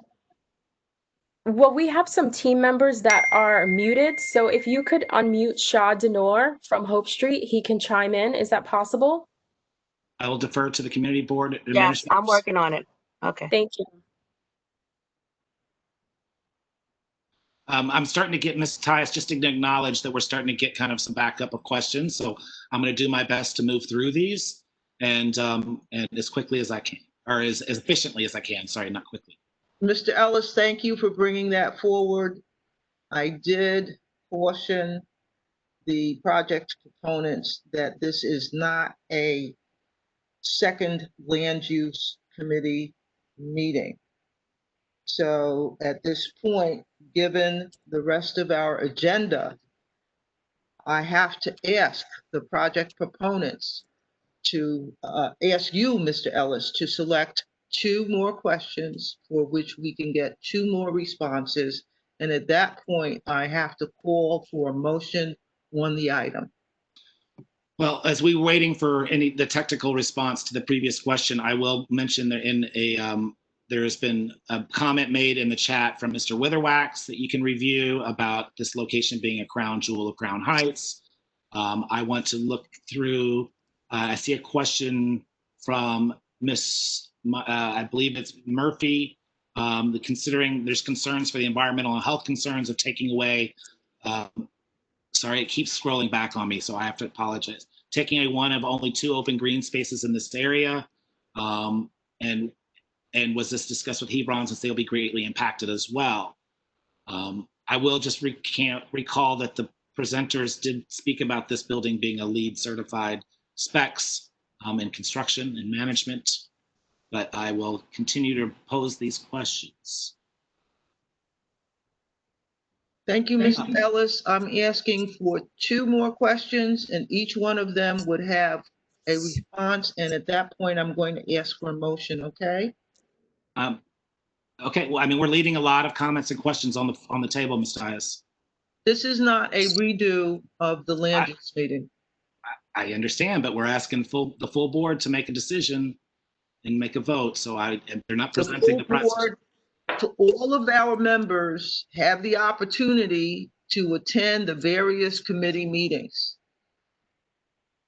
It's a public meeting. Anyone can attend on the committee level, and we can take 2, 3, 4, 5, 6 hours on the committee level to do the work of the committee.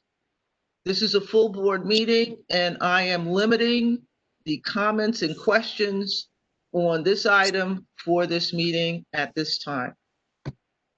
Thank you. Let me just highlight a couple comments that I think are worthy of repeating in the statement, but read by the board. The committee secretary, it was stated that, hold on, sorry, I keep losing it because it keeps moving. That this project was presented, stated that the project would be as of right when this was not correct. This was clarified in the October 1st meeting. I think the as of right would be by standard zoning regulations. I think that what is not as of right is that this is in a landmark district. And so all things must be reviewed. And we were still waiting for Ms. Lin Yi Wan. I believe Ms. Lin Yi Wan to make her statement. Was the board office able to unmute? I thought we were waiting to hear from Shay Denor.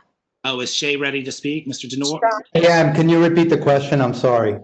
The question was between the 21 points, I believe that was, how does the SDA intend to use the cash proceeds? How much of these proceeds will be used expressly for this congregation and this location?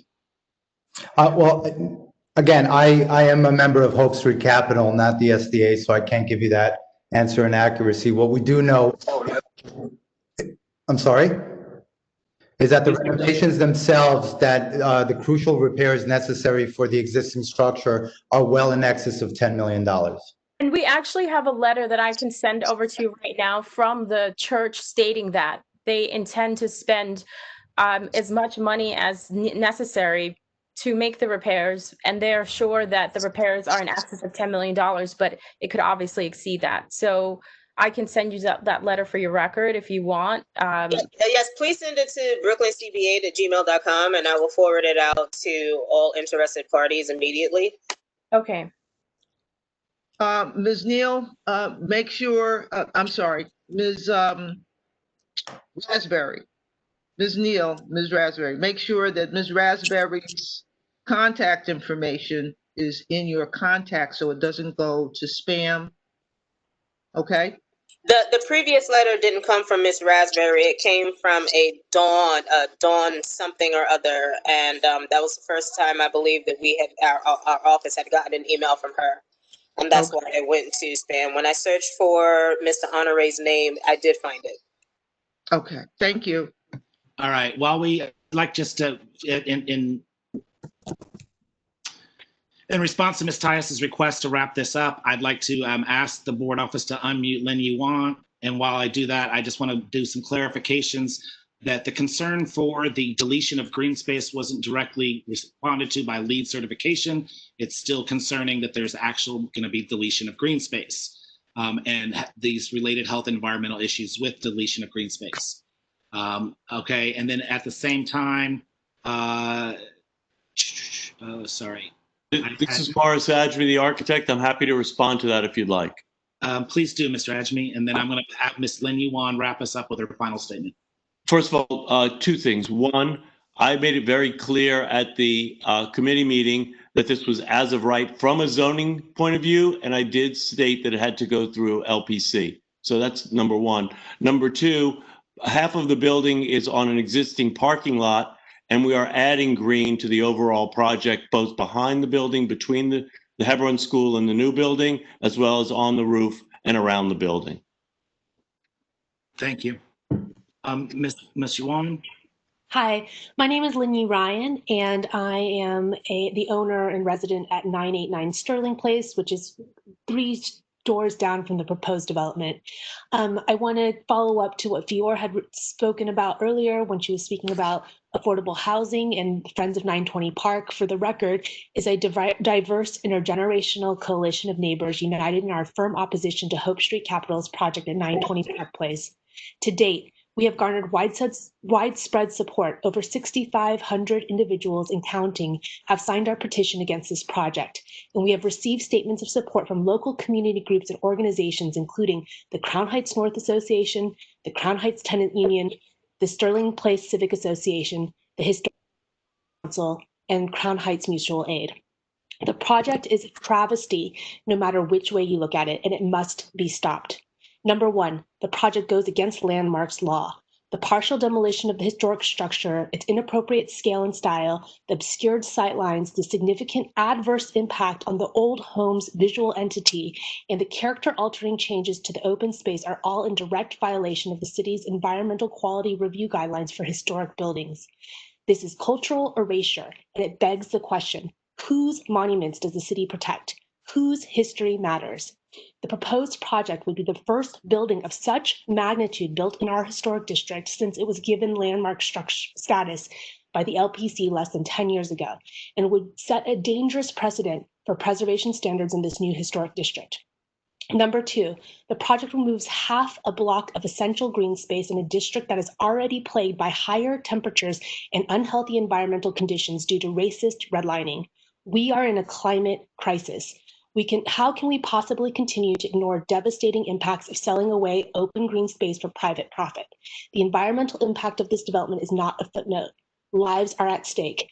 Just as a footnote, I am actually pregnant with my second child, and I understand that in these types of construction situations, there's an increase in asthma, environmentally racist kind of affiliated asthma. So removing the little green space available in the majority Black neighborhood is environmental racism, and it is outrageous that Hope Street Capital is not proposing a single green initiative to mitigate the environmental devastation there.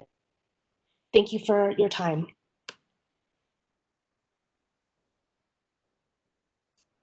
James, I think you're muted still. Thank you for that, and thank you for your statement. To follow up on the question about revenue distribution, there's Miriande Demero is here and has offered to clarify that. Mr. and Mrs. Demero, can you please respond? Good evening, everyone. I am a Hebron member. Can you hear me? Yes, ma'am. Okay. I am a Hebron member, so I have all the several Hebron members on the line with me also. At the same time, thank you for giving me this time for clarifying the money distribution.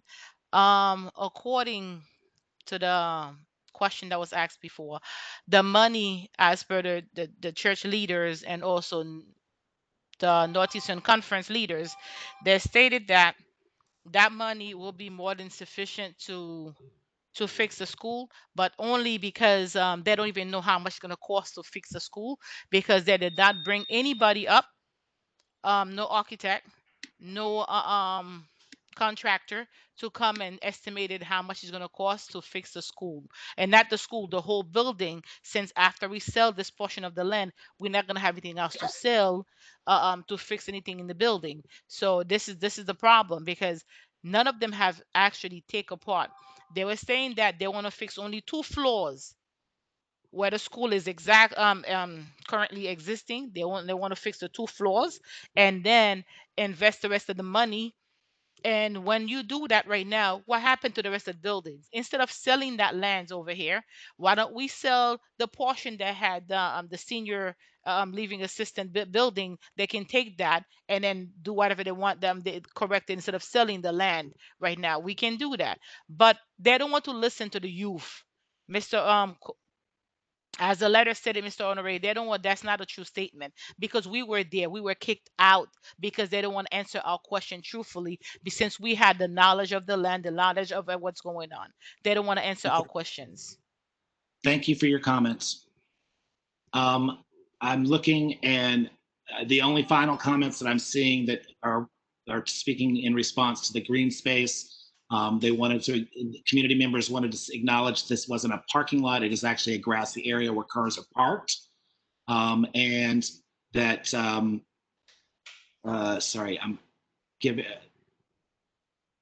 that the green space that will be initiated in this development is tucked away between new and old buildings and will not be the benefit for those living around the area. That is the last of the comments that I believe need to be mentioned. I think Ms. Tyus, according to our process, we usually ask for additional comments or questions from our board members. Thank you, Mr. Ellis. I was about to do that. You and I are twins mentally on this issue. Thank you. I'm asking now for comments from the community board members on this project. Thank you. I see Mr. Vicconi as wishing to be acknowledged. Go ahead, Mr. Vicconi. Hi, I have one question for the STA folks, and then maybe a couple of comments. The question is this: so we've heard a lot about who's designing the new building and who's building the new building, but have you identified a contractor to do the restoration of the existing building according to the plans that have been presented to the community board? Is this basically a project that's ready to go once you, assuming you close this deal with Hope Street?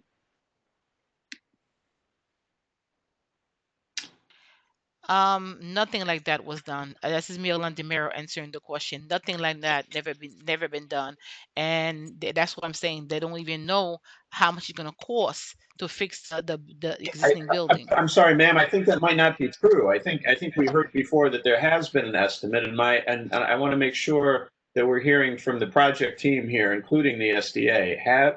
Is there a contractor identified?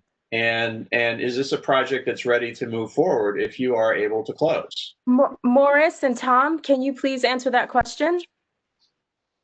The answer is that I'm not sure if we have a contractor. This is Tom Lewis. I'm sorry, for Morris Hasby Architects. I do not know if we have a contractor on board or not. What I do know is that we've identified a scope, and the drawings that were presented by the land use committee last week show what that full scope is of what the renovation is going to be. And you can see that if you're able to look at the presentation from last week. Okay, but I mean, all right. Let me say this. I'm going to make a couple of comments here. There's a lot of discussion here about affordable housing, and there's a lot of discussion about environmental review. This is not an affordable housing project, though. and it's not an affordable housing review. The LPC will not consider the affordable housing component of this project when passing on its application for a certificate of appropriateness. All of the community members who are speaking about this should understand that. Second, because the project from a zoning point of view is as of right, there is no environmental analysis necessary. So there's really no opportunity to argue that in the scope of a certificate of appropriateness application. So the community board could potentially take a position against this project, but if it takes it for those reasons, we will not. The LPC will not consider that. Will be unlikely to consider that opinion and that advice. If we want the landmarks commissioners to consider what outcome we'd like to see in this project, we will need to say what that outcome should be. If we want to have some influence with the applicants, we should tell them what kind of outcome we want, not expect that we can make this project go away by arguing that the affordable housing is too expensive, which I believe it is, or that it'll have adverse environmental impacts, which I don't know if it will or not. I am concerned, though, that the proceeds from the sale to SDA could be used for something other than remodeling the existing building, and not remodeling, but restoring the existing building. I think that building is a beautiful building, and I would like to see it salvaged. And I would even like to see it salvaged as a function of a project like this that could be made more acceptable to the community. But I don't see that there is. I don't see that there is there's an absolute commitment to do that. And have this project go forward and not have the existing building remodeled, I think would be a mistake. Having said that, the LPC isn't going to consider that guidance either, and I think we need to consider what would make this project acceptable. And I'm speaking to the community board members now.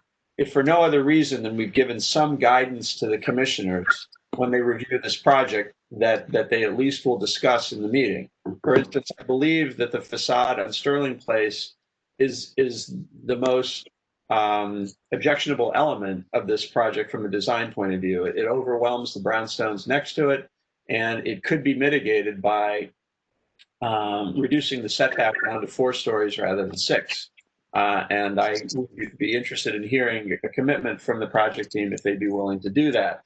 If so, I might favor a motion to withhold support conditioned on the updating their plans. Are you, project team, would you be willing to make such a concession? Hi, this is Morris Hatch, the architect for the project. And I think I stated at the committee meeting that we would certainly entertain a discussion about the design. Unfortunately, that wasn't where we ended up focused, or where all the energy was focused. So I would say yes, we would be open to entertaining that. And just to follow up a little bit on the issue about whether it's ready to go.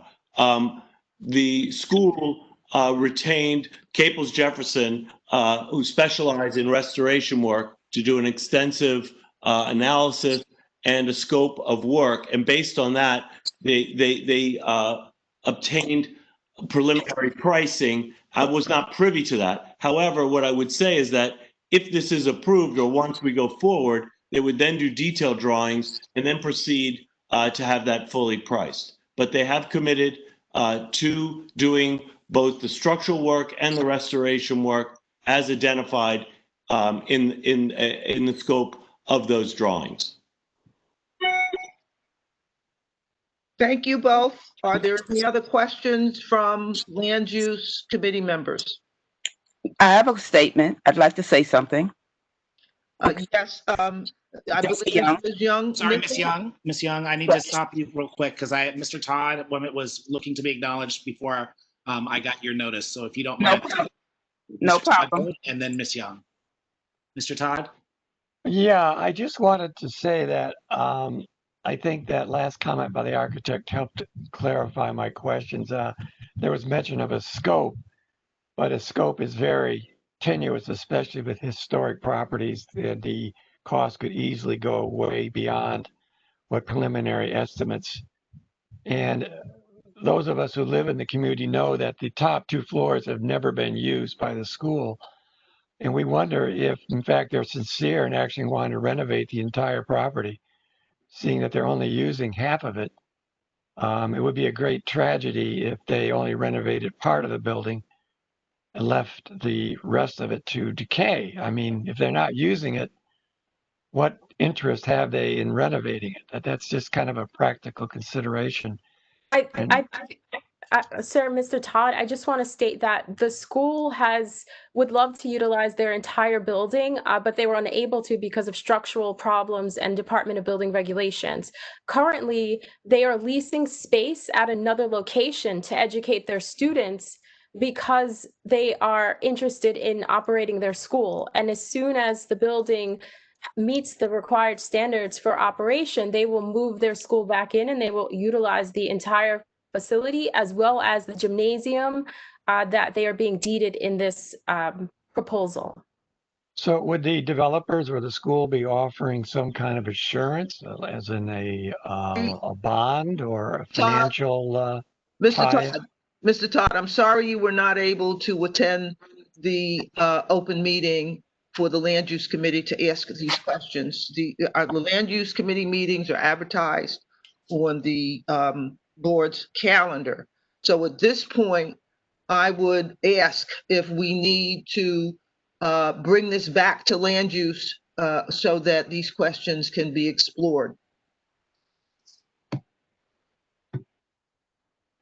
What say you, committee members? Hold on. Well, we're at the board, but Ms. Young was next in the queue for a comment. I understand that, Mr. Ellis, and what I'm seeing and hearing is a raft, a multitude of really meaningful questions and really revelatory answers that tell me we didn't do a good job on October 1st.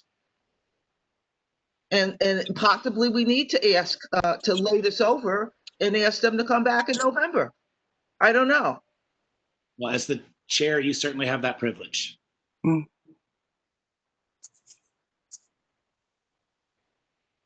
So at this point, I don't want to ask for a motion to lay over if the committee members think we should move forward. I would make that motion. As the applicant, we'd actually like to move forward. We just don't see, we would really like to move forward in the process tonight. Jay Siegel, who's our attorney, is on the line. If you can unmute his microphone, he can speak about that. I understand that, but it's not his decision. Okay. At this point, I need to hear from the full board as to whether or not they think this is something that's ripe for a full board vote, or it should go back to committee, because we're getting all of these really deep questions and revelatory answers. Caples Jefferson's handling the pricing when Everardo Jefferson is a commissioner on the LPC. Oh, that's absurd. Interesting. So I don't know. I'm just asking the full board members, the appointed members, to weigh in on that. I would make a motion to hold this Sarah, over before we until make a motion, can we just have a little, I mean, we can make a motion sure. to have a discussion. This is Sharon Wedderburn. But I would have to support Chair Tice in saying that this this meeting is evidence that there was not the vetting that we had in the Land Use Committee was insufficient to answer the needs of both the full board and the committee. And although I've heard Ms. Raspberry express that she has no desire to do so, I would say that she can take the temperature in the room. And if she were to receive a no vote on behalf of her on behalf of her clients, it would yield to a result that would be not desirable to neither the community board or to the applicant. I would like to just remind the board members that their calendar.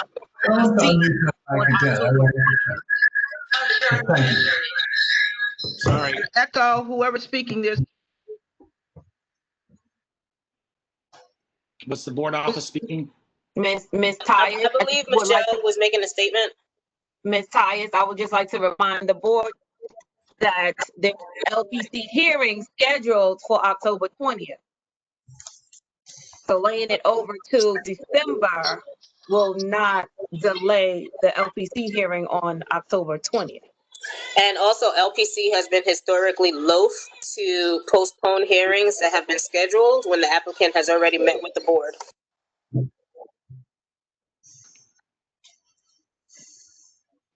We have a raft of unanswered questions. At this point, we're dealing with agency practice. LPC, if I remember correctly, LPC set that meeting back in the summer. I cannot make this decision on my own. So I ask for a motion from the floor on this item. Well, I would love to table it. I think we've lost that opportunity if it's already been calendared at LPC. So I think we need to dispose of it tonight. Your microphone is unmuted. You need to start speaking. They can hear. I can hear you speaking when you're talking to me on the phone. I would like to weigh in. I think that if we are moving forward with the LPC hearing on 10/20 and that cannot be changed, then I think that a motion needs to be made on this item this evening. I would not want us to be in a position to it go forward without the board having some input. I also wanted to say something earlier, and I'd like to use this opportunity.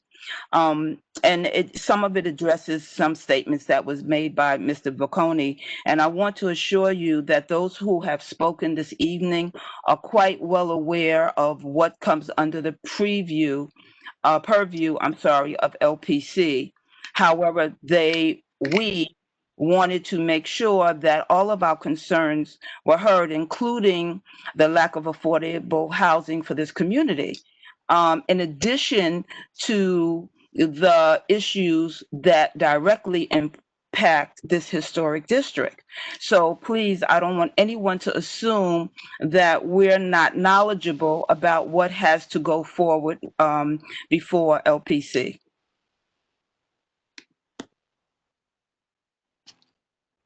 Thank you. Also, and last thing, I am prepared to make a motion as well. Thank you, Ms. Young. Okay, I'm not seeing, I don't know if Mr. Ellis is seeing things in the chat that tilt one way or the other as far as attempting to dispose of this evening. No, there's been no other indications of other outstanding questions. But if I may add to Ms. Young's statement that if we are to make a motion, and if that motion were to echo that of the committee, then I think that any motion made tonight should have a few items of substantive concerns with the actual structure, design, massing, and volume of this building. Obviously, there are concerns for lack of green space, concerns for affordability, concerns for the stylistic implementation of that building being smaller apartments for single people. But the point that Mr. Bocconi made before he had to leave was that LPC is looking at aesthetics, massing, and volumes in conjunction with the character of the neighborhood. So if there is a motion to be made that's not going to support this, then we need to have some items to indicate within that vein and along those lines of why it is that this motion is not being supported at this time. I completely agree with you, Mr. Ellis. And I just want to make sure that we understand that the tide is turning in the favor of community. And as a matter of fact, New York Law School is having a webinar coming up on the marriage between government and community. And I'm seeing also legislation at the council level indicating that they are very interested in the marriage between urban design and community health. So those issues will be coming forward. They will be knitted into the considerations of LPC on the historic preservation level, so that we should be mindful that we can influence decisions by agencies like city planning and the Landmarks Preservation Commission in our favor as a community. So with that said, I am not so sure that if we decided to lay it over, that we could not get LPC to change the date. But again, I'm only one person in this community board, and I'm asking now for a motion on this item, whichever way it goes, considering all the things that we know about it now and all the things that we think we know, and it seems the things that we don't know. So I'm asking for a motion on the item. Okay. I know Ms. Young was about to make a motion, but just procedurally, Chair Tyus, we can take a position tonight and then still kick it off another month or two for LPC and give the applicant an opportunity to come back and argue against or for whatever position we took. They can both happen, but I think we need to dispose of this tonight. Okay. Could you repeat that, please, Mr. Witherwax? I'm sorry, I missed the essence of what you were proposing. Oh, I was saying that I think you should make your motion, and we should just take position on the project tonight, whatever that may be. We can still work with the applicant and LPC to move the date off and do another deeper dive at the committee level, but I think we need to take a position tonight. Okay, all righty. With that, I want to make a motion, but I want to say that there are a number of elements as to that's based on my motion. I don't want to take the time to read all of those points because it's somewhat lengthy. What I would like to make note for the record is that I'm sorry, Ms. Young. Ms. Young, if you have a statement in support of your motion, I ask you to read it in its entirety. Oh my goodness gracious. Okay. All righty. Well, before I make my motion, I also want to share with the full committee that Crown Heights North Association submitted a lengthy letter about its position, as did Friends of 920, which outlays numerous reasons why this project should be opposed. However, my motion, I move that the committee withhold support for the new building proposed for the campus of Hebron School at 920 Park Place. A number of my motion is based on some of the following reasons. The proposed plan will negatively affect the architectural integrity of the Hebron site. The proposed plan completely competes with, rather than being deferential to, the existing Hebron building in scale, bulk, and its materials. Hebron is the gem of Crown Heights North. It is an intact, picturesque, Romanesque revival Gothic institutional building and the only building of its kind remaining in central Brooklyn. The erasure of the open space surrounding the Hebron buildings will obscure the legibility of the landmark's historical identity as an institutional structure. The project will be a substantial adverse impact on our architectural resource of the Crown Heights North Historic District that will result in the isolation of the property from or alteration of its settings or visual relationships with the streetscape. This includes changes to the resource visual prominence so that it no longer conforms to the streetscape in terms of height, footprint, or setback. It will no longer be a part of an open setting or can no longer be seen as a part of a significant view corridor. The proposed plan is an urbanistic departure from established tenets of the neighborhood, including breaking the street wall, and its scale is incongruent with the streetscape of the 3- and 4-story row houses on Sterling Place between New York and Brooklyn Avenue. Thank you, Ms. Young. That motion. Thank you, Ms. Young. I believe your motion is to the full board. And I'm asking now if there's a second for Ms. Young's motion. Second. Is that you, Ms. Lazar? It is. Thank you very much. So, Ms. Young, I would ask, now that your motion is on the floor, I want to get any other comments on that. And I have to ask you to please either put your statement in the chat or send it by email to the board office with a copy to me. And then now we will explore take any questions and have a discussion on your motion to withhold support, and then we'll ask for a vote from Mr. Witherwax's role. Any questions or comments on the motion? Nothing indicated at this time.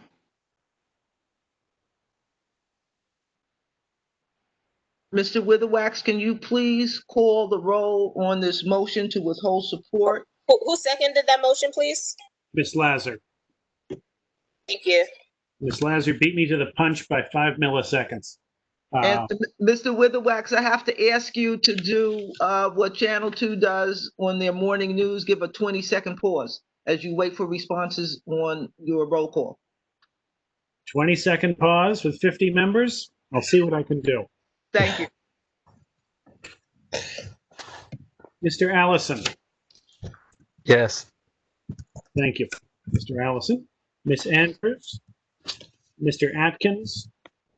Ms. Atkinson. I'm sorry, Mr. Witherwax, I want to make sure that people understand that the language is switched. If you're voting yes to withhold support, you're voting no on the project. That's correct. The motion on the floor is to oppose the project for the reasons outlined in Ms. Young's excellent presentation, which was succinct and was to the heart of the aesthetic matter that LPC deals with and doesn't delve into the other side topics. If you vote yes, you support Ms. Young's position. Ms. Atkinson. Yes. Thank you, Ms. Atkinson. Mr. Bailey. Ms. Ben James. Ms. Boyd.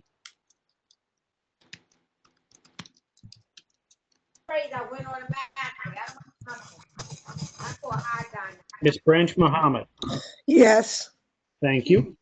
Mr. Buckholz. Yes. Thank you, Ms. Boyd. Ms. Boyd. No. Ms. Boyd just said yes.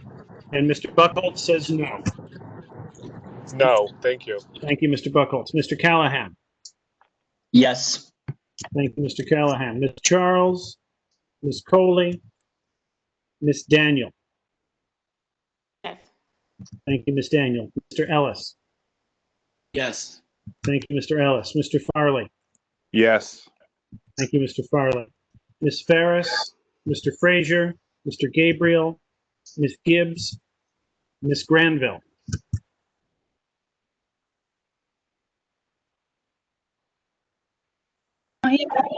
Yes. Thank you, Ms. Granville. Ms. Harris Blenman.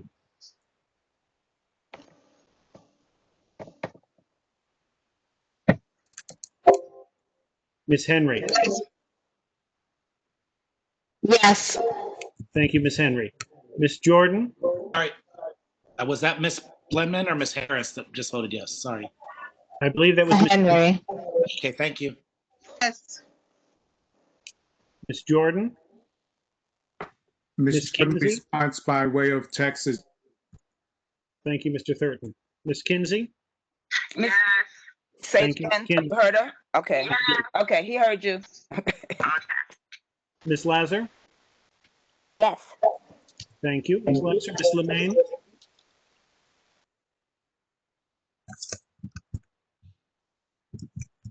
Ms. Mahoney. She'll be voting by chat shortly. Mr. Mickelsteins.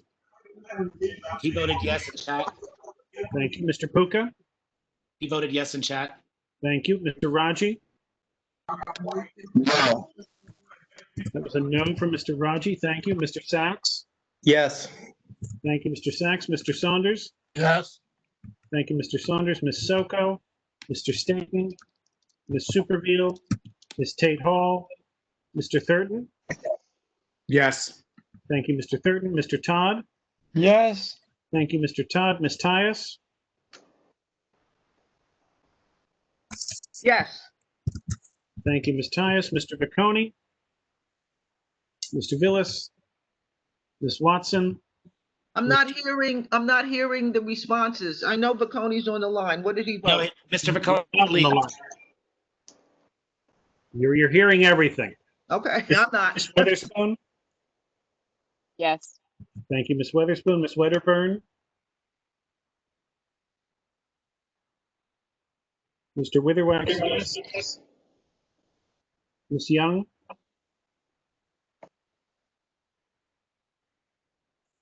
Oh, yes, I'm sorry.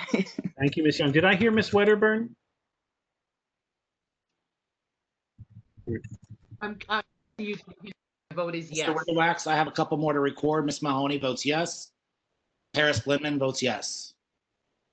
Thank you, Mr. Ellis. Thank you, And Mr. Drew Gabriel also votes yes in the chat. Just received that in the chat. Thank you, Mr. Gabriel.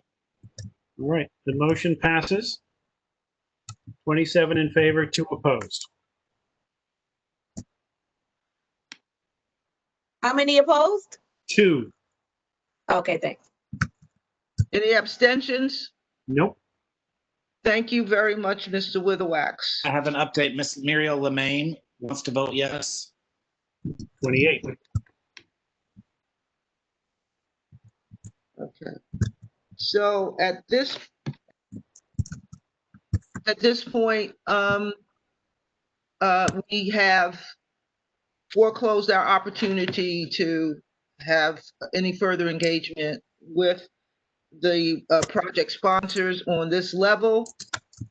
And we would look at working with them as we move towards the October 20th LPC hearing.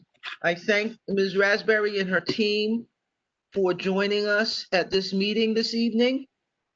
I don't know if we have representatives from our elected officials in the audience who wish to speak to this project. But if there are, I would ask you to put your name in the chat and your representation and come forward and speak to this issue or other issues concerning CB8 at this time.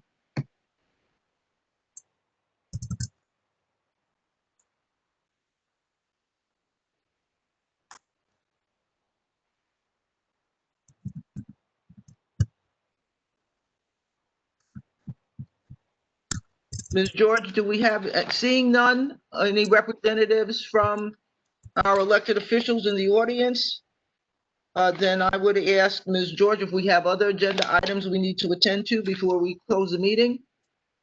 We have committee reports, elected official reps. Hello, I'm here. Okay, and we have with Can you us. please just use the chat function to be acknowledged? Is that it? So we're gonna go into our committees. We have economic development. Thank you. So we have our committee reports and then we'll do the elected representatives. Okay. Yes. Ms. George? Yes, yes. Who's next up for the committee reports? Economic development. Brian, you want to give just a brief update? Yes, good evening, everyone. Thank you for your time. And economic development will be there for a little while, and we're looking to get back started. Our first meeting will be November the 10th, I believe. Looking for some members to get involved. If you're interested in the Economic Development Committee, please contact Michelle George, and I look forward to working with anyone who wants to participate. Thank you. Youth and education.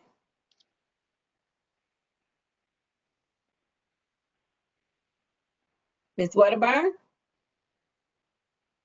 Good evening. I had difficulty unmuting myself. Youth and Education Committee met last Tuesday, and the most important quarterly decision we made is that we will not meet in the month of November in honor of the late, great Kwasi Mensah, who, when he was vice chair, often opposed to us meeting on Election Day. So with that being said, we've had the reopening of schools, remote and hybrid learning. There's some challenges with schools in our districts. One school, PS9, in regards to incomplete construction. Construction was halted because of budget issues, and that project will be completed, according to a representative from Majority Leader Cumbo's office, Arna Lipkin. That's one item. Two, we have another outdoor learning site at PS 705, which is located in the PS 22 building, which is Classen Avenue in Bergen. as well as PS 316 will be utilizing the park, their exclusive use of the park for outdoor learning activities. In this time of COVID and us being adjacent to several hot button issues or hot zones, I would just want to remind everyone to practice social distancing, wearing their masks, and making sure that you're doing everything that you can do so that we won't have the continued spread and expansion of a lockdown within our district. Be kind to children, be kind to parents who are becoming teachers in a role that they had never anticipated prior to March 2020, and be kind to crossing guards because they are on their posts. And as with many people in the community, they're the first to be aware of news aside from our school's public safety officers. So with that being said, the next meeting of the committee will be in December. Do you have a date?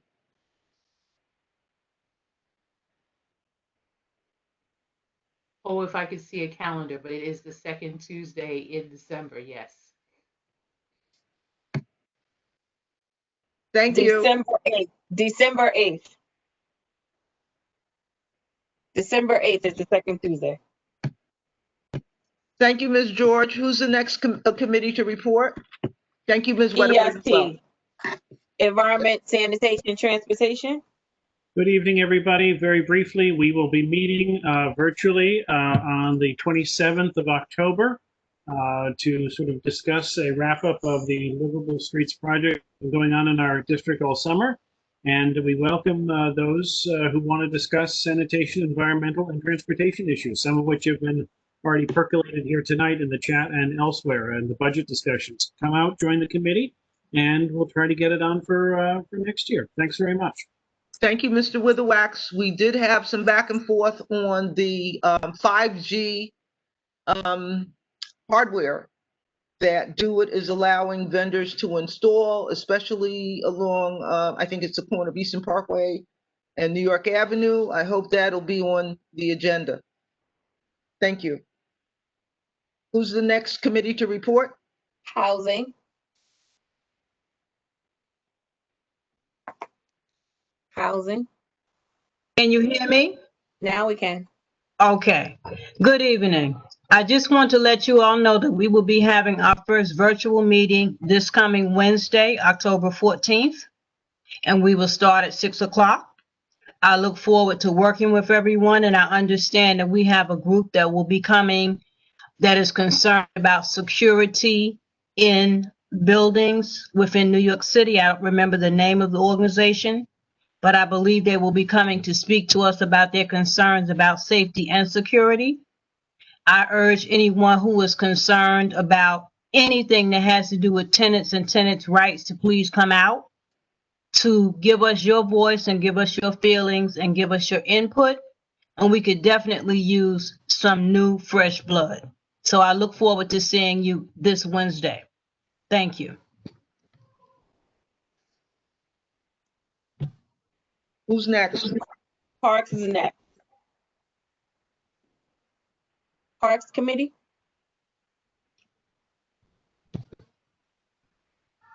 Public Safety. Hey, good day. Mark Thurton. We had our first public safety meeting on Monday, September the 28th. It was pretty good. We had about 10 members come in, and I want to thank the new memberships that participated. For our what's going on for our NCOs, we're not going to have our NCOs meeting as of yet. We're waiting for the 77th and 78th precinct to advertise when they're going to have the NCO meetings. And once that's established, we'll be sending out the information. And our next meeting will be on Monday, October the 20th at 6 o'clock. We'll send out information, and everyone is invited to participate. Thank you. Madam Chair, if I may ask, direct a comment or a question to Mr. Thurton, the chair of the Public Safety Committee. Of course.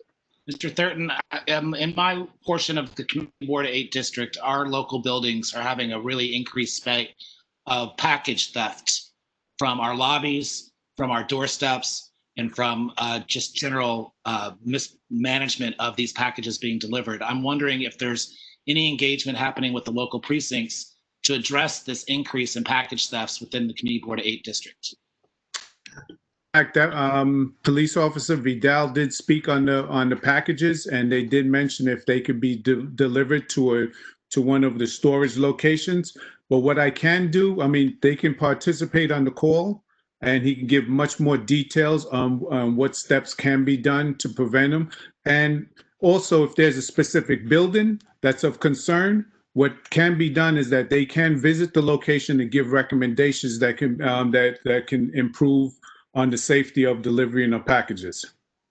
So if anyone have a specific building or specific area that can be addressed, you can send it over to Community Board, and we'll touch base with the 77th or the 78th precinct and see how they can address it specifically with the residents of the building if needed.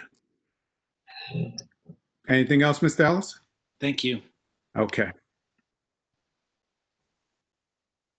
It's George, who's next? I don't have my agenda in front of me. Next is seniors. Thank you. All right, good evening. This is Gail Muhammad, Chair of the Senior Committee. The Senior Committee met last night. We meet the first Wednesday of every month. We had, who did we have? Darryl White from the Attorney General's office did a presentation last night. It was very informative. I got feedback from seniors today that they did enjoy the presentations and that they did learn things. I've requested him to send out pamphlets because they wanted to have some of the material to be able to share with their neighbors. Last week, Diane Richardson sent food. I delivered boxes of fresh fruit and vegetables to the site. And I have committed to do that at least once a month. I've also received a call from Congressmember Yvette Clarke's office, and they're interested in providing supplies to the seniors also. One of the issues that we found out last night that the seniors, although the calls are working, the telephone conference working, it would be very nice if they had tablets. So they gave out air conditioners in the summer.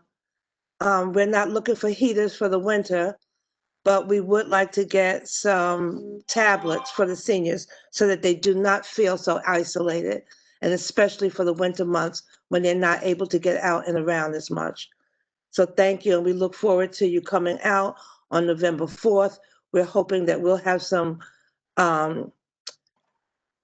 good trouble by the time November 4th comes around. So we look forward to you coming or calling in. Thank you.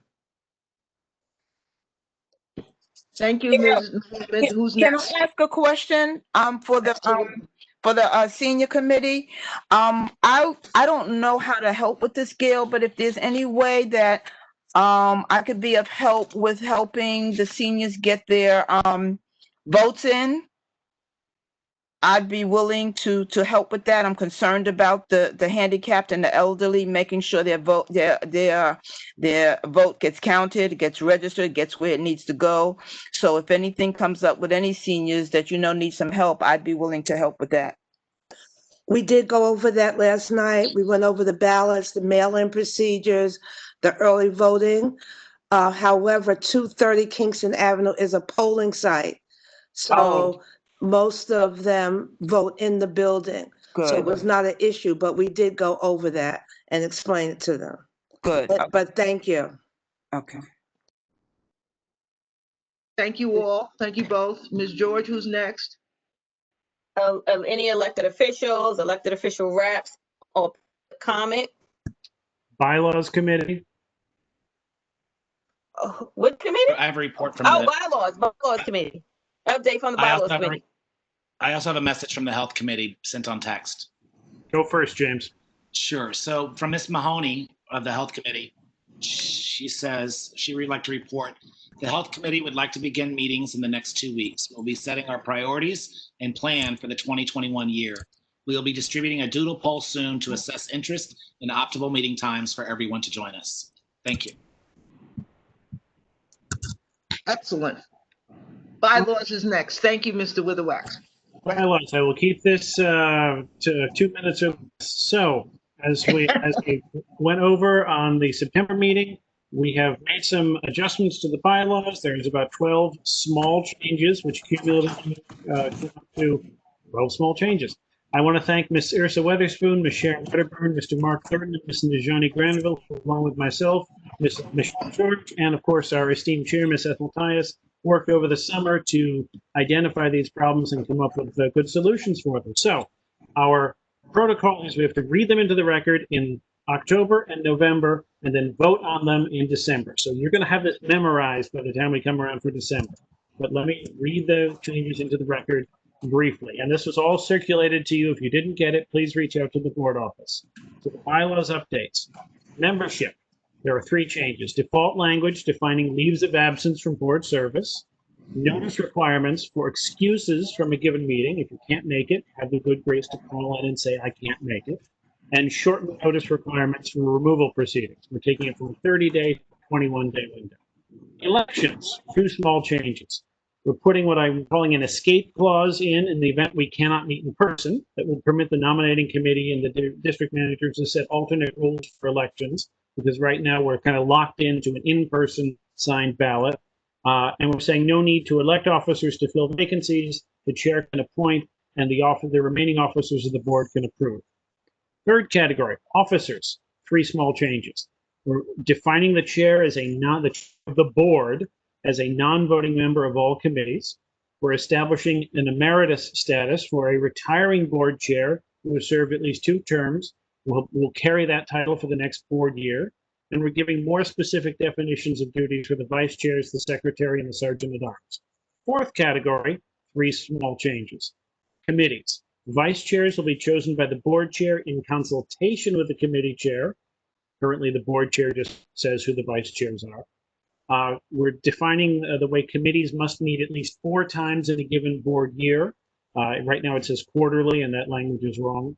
And we're shrinking our executive committee. It will be only comprised of officers and the chairs of the committees only. Currently, the vice chairs sit on the executive committee. Now we're removing that function to make the executive committee smaller. Fifth category, last category, 3 small changes, miscellaneous. We're defining the district manager some personnel authority. We're saying that any changes we make to these bylaws will be incorporated automatically into the bylaws of Friends of Community Board 8, our nonprofit arm. And we're clarifying the definition of a term and a year. A term is the member's 2-year term or an officer's 2-year term of office. A board year runs from September 1 to the end of August. And we wanted to make sure that there was no cross confusion between those 2. Those are the changes. You've all gotten the documents, so you can actually read both how it currently reads, how we propose it to read, and a comparison between the 2. And I'll do this again in November, and we'll vote in December. Thank you very much. That was great, Mr. Witherwax. Thank you very much. Ms. George, what's next? Elected officials, elected official reps. At this point, I've only identified Mr. Orlando Ross from Congresswoman Yvette Clarke's office as in attendance. Also have Kim Robinson. Kim Robinson is also on from Alika Samuel's office. Oh, thank you. Sorry, Ms. Robbins. Mr. Ross, please proceed. Hello, everyone. Greetings from Congresswoman Yvette Clarke's office. Wanted to give you guys greetings. Wanted to remind everyone that the census is still going on. According to the HTC map, if you look on the side, I was able to give you the hard to count map as pertaining to the census. And it seems that Crown Heights area, in your zip code, you're doing a little bit better by 66.7%, but you still have a lot to go. October 31st is the last day. Everyone, I want to make sure that everyone knows that early voting is going to be taking place. I'm pretty sure everyone knows about that.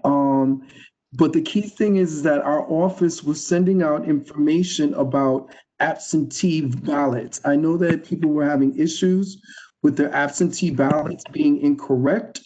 We want to let you know that I believe October 9th is going to be the final day that you can apply for it.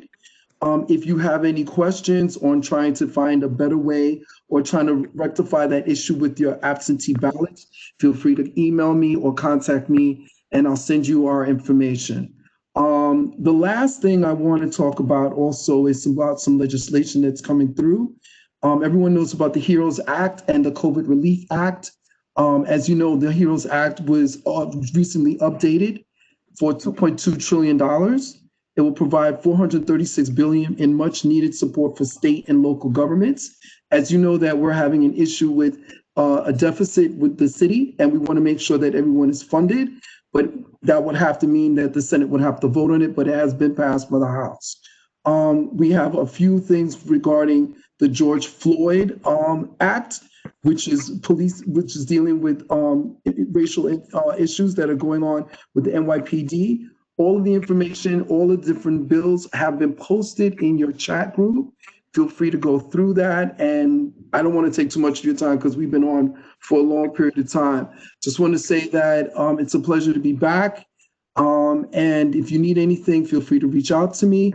My name is Orlando Ross. I work with Congresswoman Yvette Clarke. Thank you, Mr. Ross. Can you please put your email address in the chat so that people can get in touch with you as you indicated? Thank you. If I may, I'll call Robinson to speak. Yes, Mr. Ellis. Good afternoon, everyone. My name is Kim Robinson, and I represent Councilmember Alika Ampry Samuel's office. On behalf of the council member, I bring greetings. Mr. Ross basically said it all, really want to stress the sensors, and also stress, with COVID, that for us to maintain safety, wear a mask is very important. Our office is closed, however, we are there remotely. So if anyone has any questions, concern, issue, you can either email. I'll put my information in the chat. My email is krobinson@council.nyc.gov.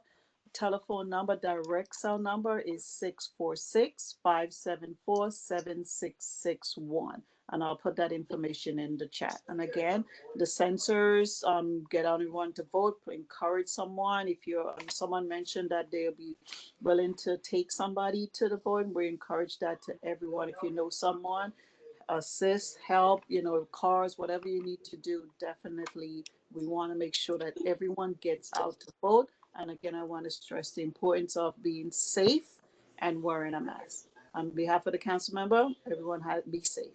Thank you. Thank you, Ms. Robinson. Finally, I have identified Mr. Bayalama, Senator Zelma Myri's office. Mr. Bayalama, are you available?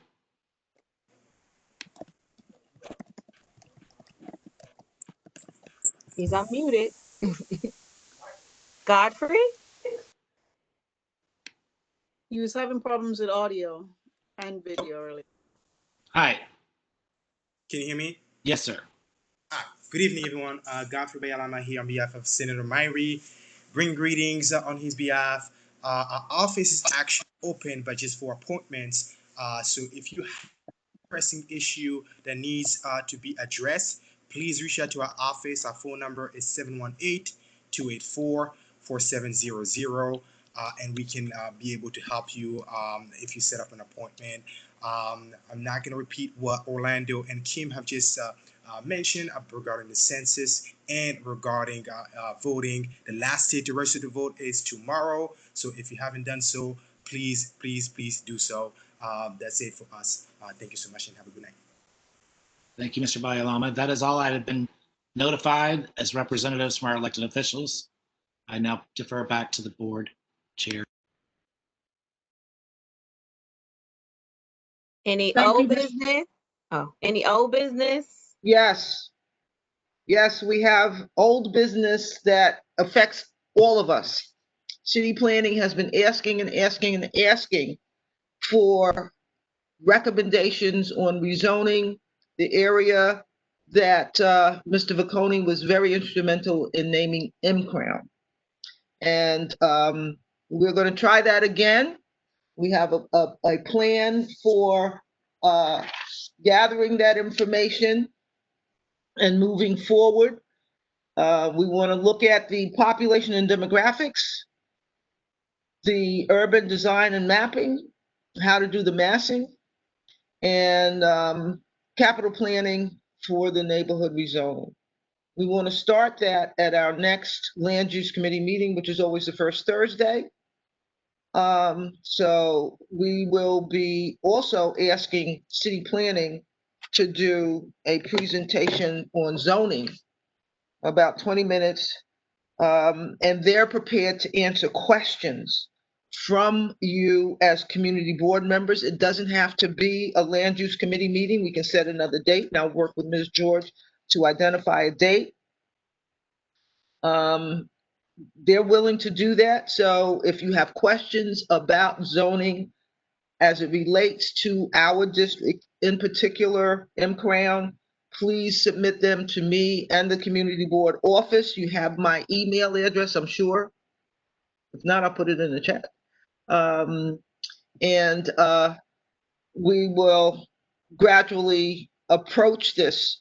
Mr. Barak, the land use director for the Brooklyn Borough President, is willing to do a follow-up webinar on ULURP so that when we meet as a committee, we understand what those processes and constructs are, and we can ask the correct questions, informative questions to applicants who come before us. Because we will see development in M-Crown, and we will see a lot of development in Weeksville, in addition to Crown Heights North, okay? So we'll discuss this more. We'll be publishing opportunities for dates. Work with Ms. George and Ms. Neal. Maybe we'll do a survey to identify dates when we can get DCP, Department of City Planning, to start the educational outreach and to do the seminar. And if we want questions, so submit questions in about what you want to know about zoning as it pertains to our community district, in particular, M-Crown. So that's number one, and we'll go along with this process as we move through the fall and into the winter. That's it for that. What else do we have on our agenda, Ms. George? Mr. Ellis, you want to read the comment from Kathy? Yes. We have an item for other business that wants to be read from Kathleen Islin of the North Prospect Heights Association. Ms. Islin, please proceed. 2 minutes. Is she there? Wait. She might have to be muted by the board office. I'm muted. Thank you for this opportunity to read this statement on behalf of the North Prospect Heights Association. And it's a very good segue from Chairman Tyus's mentioning zoning issues and a presentation that might educate us all about zoning issues. This statement reads, the New York City Department of Housing Preservation and Development recently published the schedule for the community engagement process on plans to develop 516 Bergen Street and 542 Dean Street, which are HPD properties. HPD's announcement asks for community participation regarding the development of new affordable housing and neighborhood amenities in Prospect Heights. HPD development at one or both of these sites could involve rezoning or upzoning from existing R6B zoning. A change to the zoning of mid-block sites will likely generate changes to zoning across a broader area. The North Prospect Heights Association advocates maintaining existing zoning at the sites. In our neighborhood, public infrastructure is already overtaxed and public open space is scarce. Any HPD development proposal should include plans for public infrastructure and public open space. HPD should make a good faith, transparent effort to review and, where possible, make use of unused residential capacity in our neighborhood and all around the city before undertaking new development. Successful development sites will require close and regular consultation, organization, and other community groups. And we would love to engage Community Board 8 in the discussion of these really rapidly developing situation with the HPD sites. And I thank you very much for the time. I have an update. So we heard from HPD today. They are planning a community meeting on October 21st regarding the Bergen and Dean sites. So once we get additional information, we will disseminate the information to the community. So that's a community meeting on October 21st. Do you have a time? I don't have a time. I don't have further information. Once I get it from HPD, I'll be sure to e-blast it out. Is there a way to get a commitment from HPD to have a regular attendance at our land use committee meeting? We are still working on that. We've been back and forth. Okay. So any public comments, announcements? I have an announcement. I received a second ballot today, even though my first ballot was right. My absentee ballot. I know people that received incorrect ballots. I hope they've received corrected ballots, but I have received a second correct ballot. Interesting. Vote in person if you can. Well, I'm going to fill out my ballot and drop it off at the polling, at the Board of Election. That'll take care of it. I don't have to deal with a crowd. Okay, so unless there's anything else. Anything else, Ms. George? Are we finished? No, we're done. We're done. We can attend. I'll just make a final shout out that tomorrow's the last day to register to vote. I know one of our elected representatives had mentioned that already, but just re-edifying that tomorrow is the last day to register to vote. We will, Thank you, Mr. we will Ellis. send out an Can I e-blast. chime in? Can I chime in one more time, guys? I think in light of what's going on in the community right now, I think the best thing to do is just, if you find that you're having a problem trying to get your votes in, go to the Board of Election and just drop off your stuff. Don't wait for anybody. Just go in, drop off your ballots, and that way you avoid any kind of confusion, or just do early voting. That will be, if you feel that you could do that. But if you feel that it would be better to avoid any confusion, just drop it off. That's what I would say. Thank you, Mr. Ross, and make sure you use your And security. you have to wear your social mask. Exactly. Your security envelope and your mailing envelope are different. So make sure that you look at that very closely. If you're going to mail it, put your ballot in your security envelope, and then you put it in the mailing envelope, okay? And That- postage is required. One more thing, guys. I also put if you have not done your census, and I'm pretty sure everyone has done it, I have put in the chat line where you could do it online. So if you could just you could go through the notes. I have the link. Pass it to someone that has not done the census. You're only at 66%. We want to try and get it to 70. Thank you. If Excellent. there's nothing else, Madam Chair, I'd like to make a motion to adjourn. A second. Full second. Gail. Okay. See you all next month. Thank you very much. Thank you, Ms. George. Thank you, Ms. Neal. Thank you. Good You guys night. are wonderful, wonderful, wonderful. Thank you so much. Have a good night. Take care. Thank you. Good night.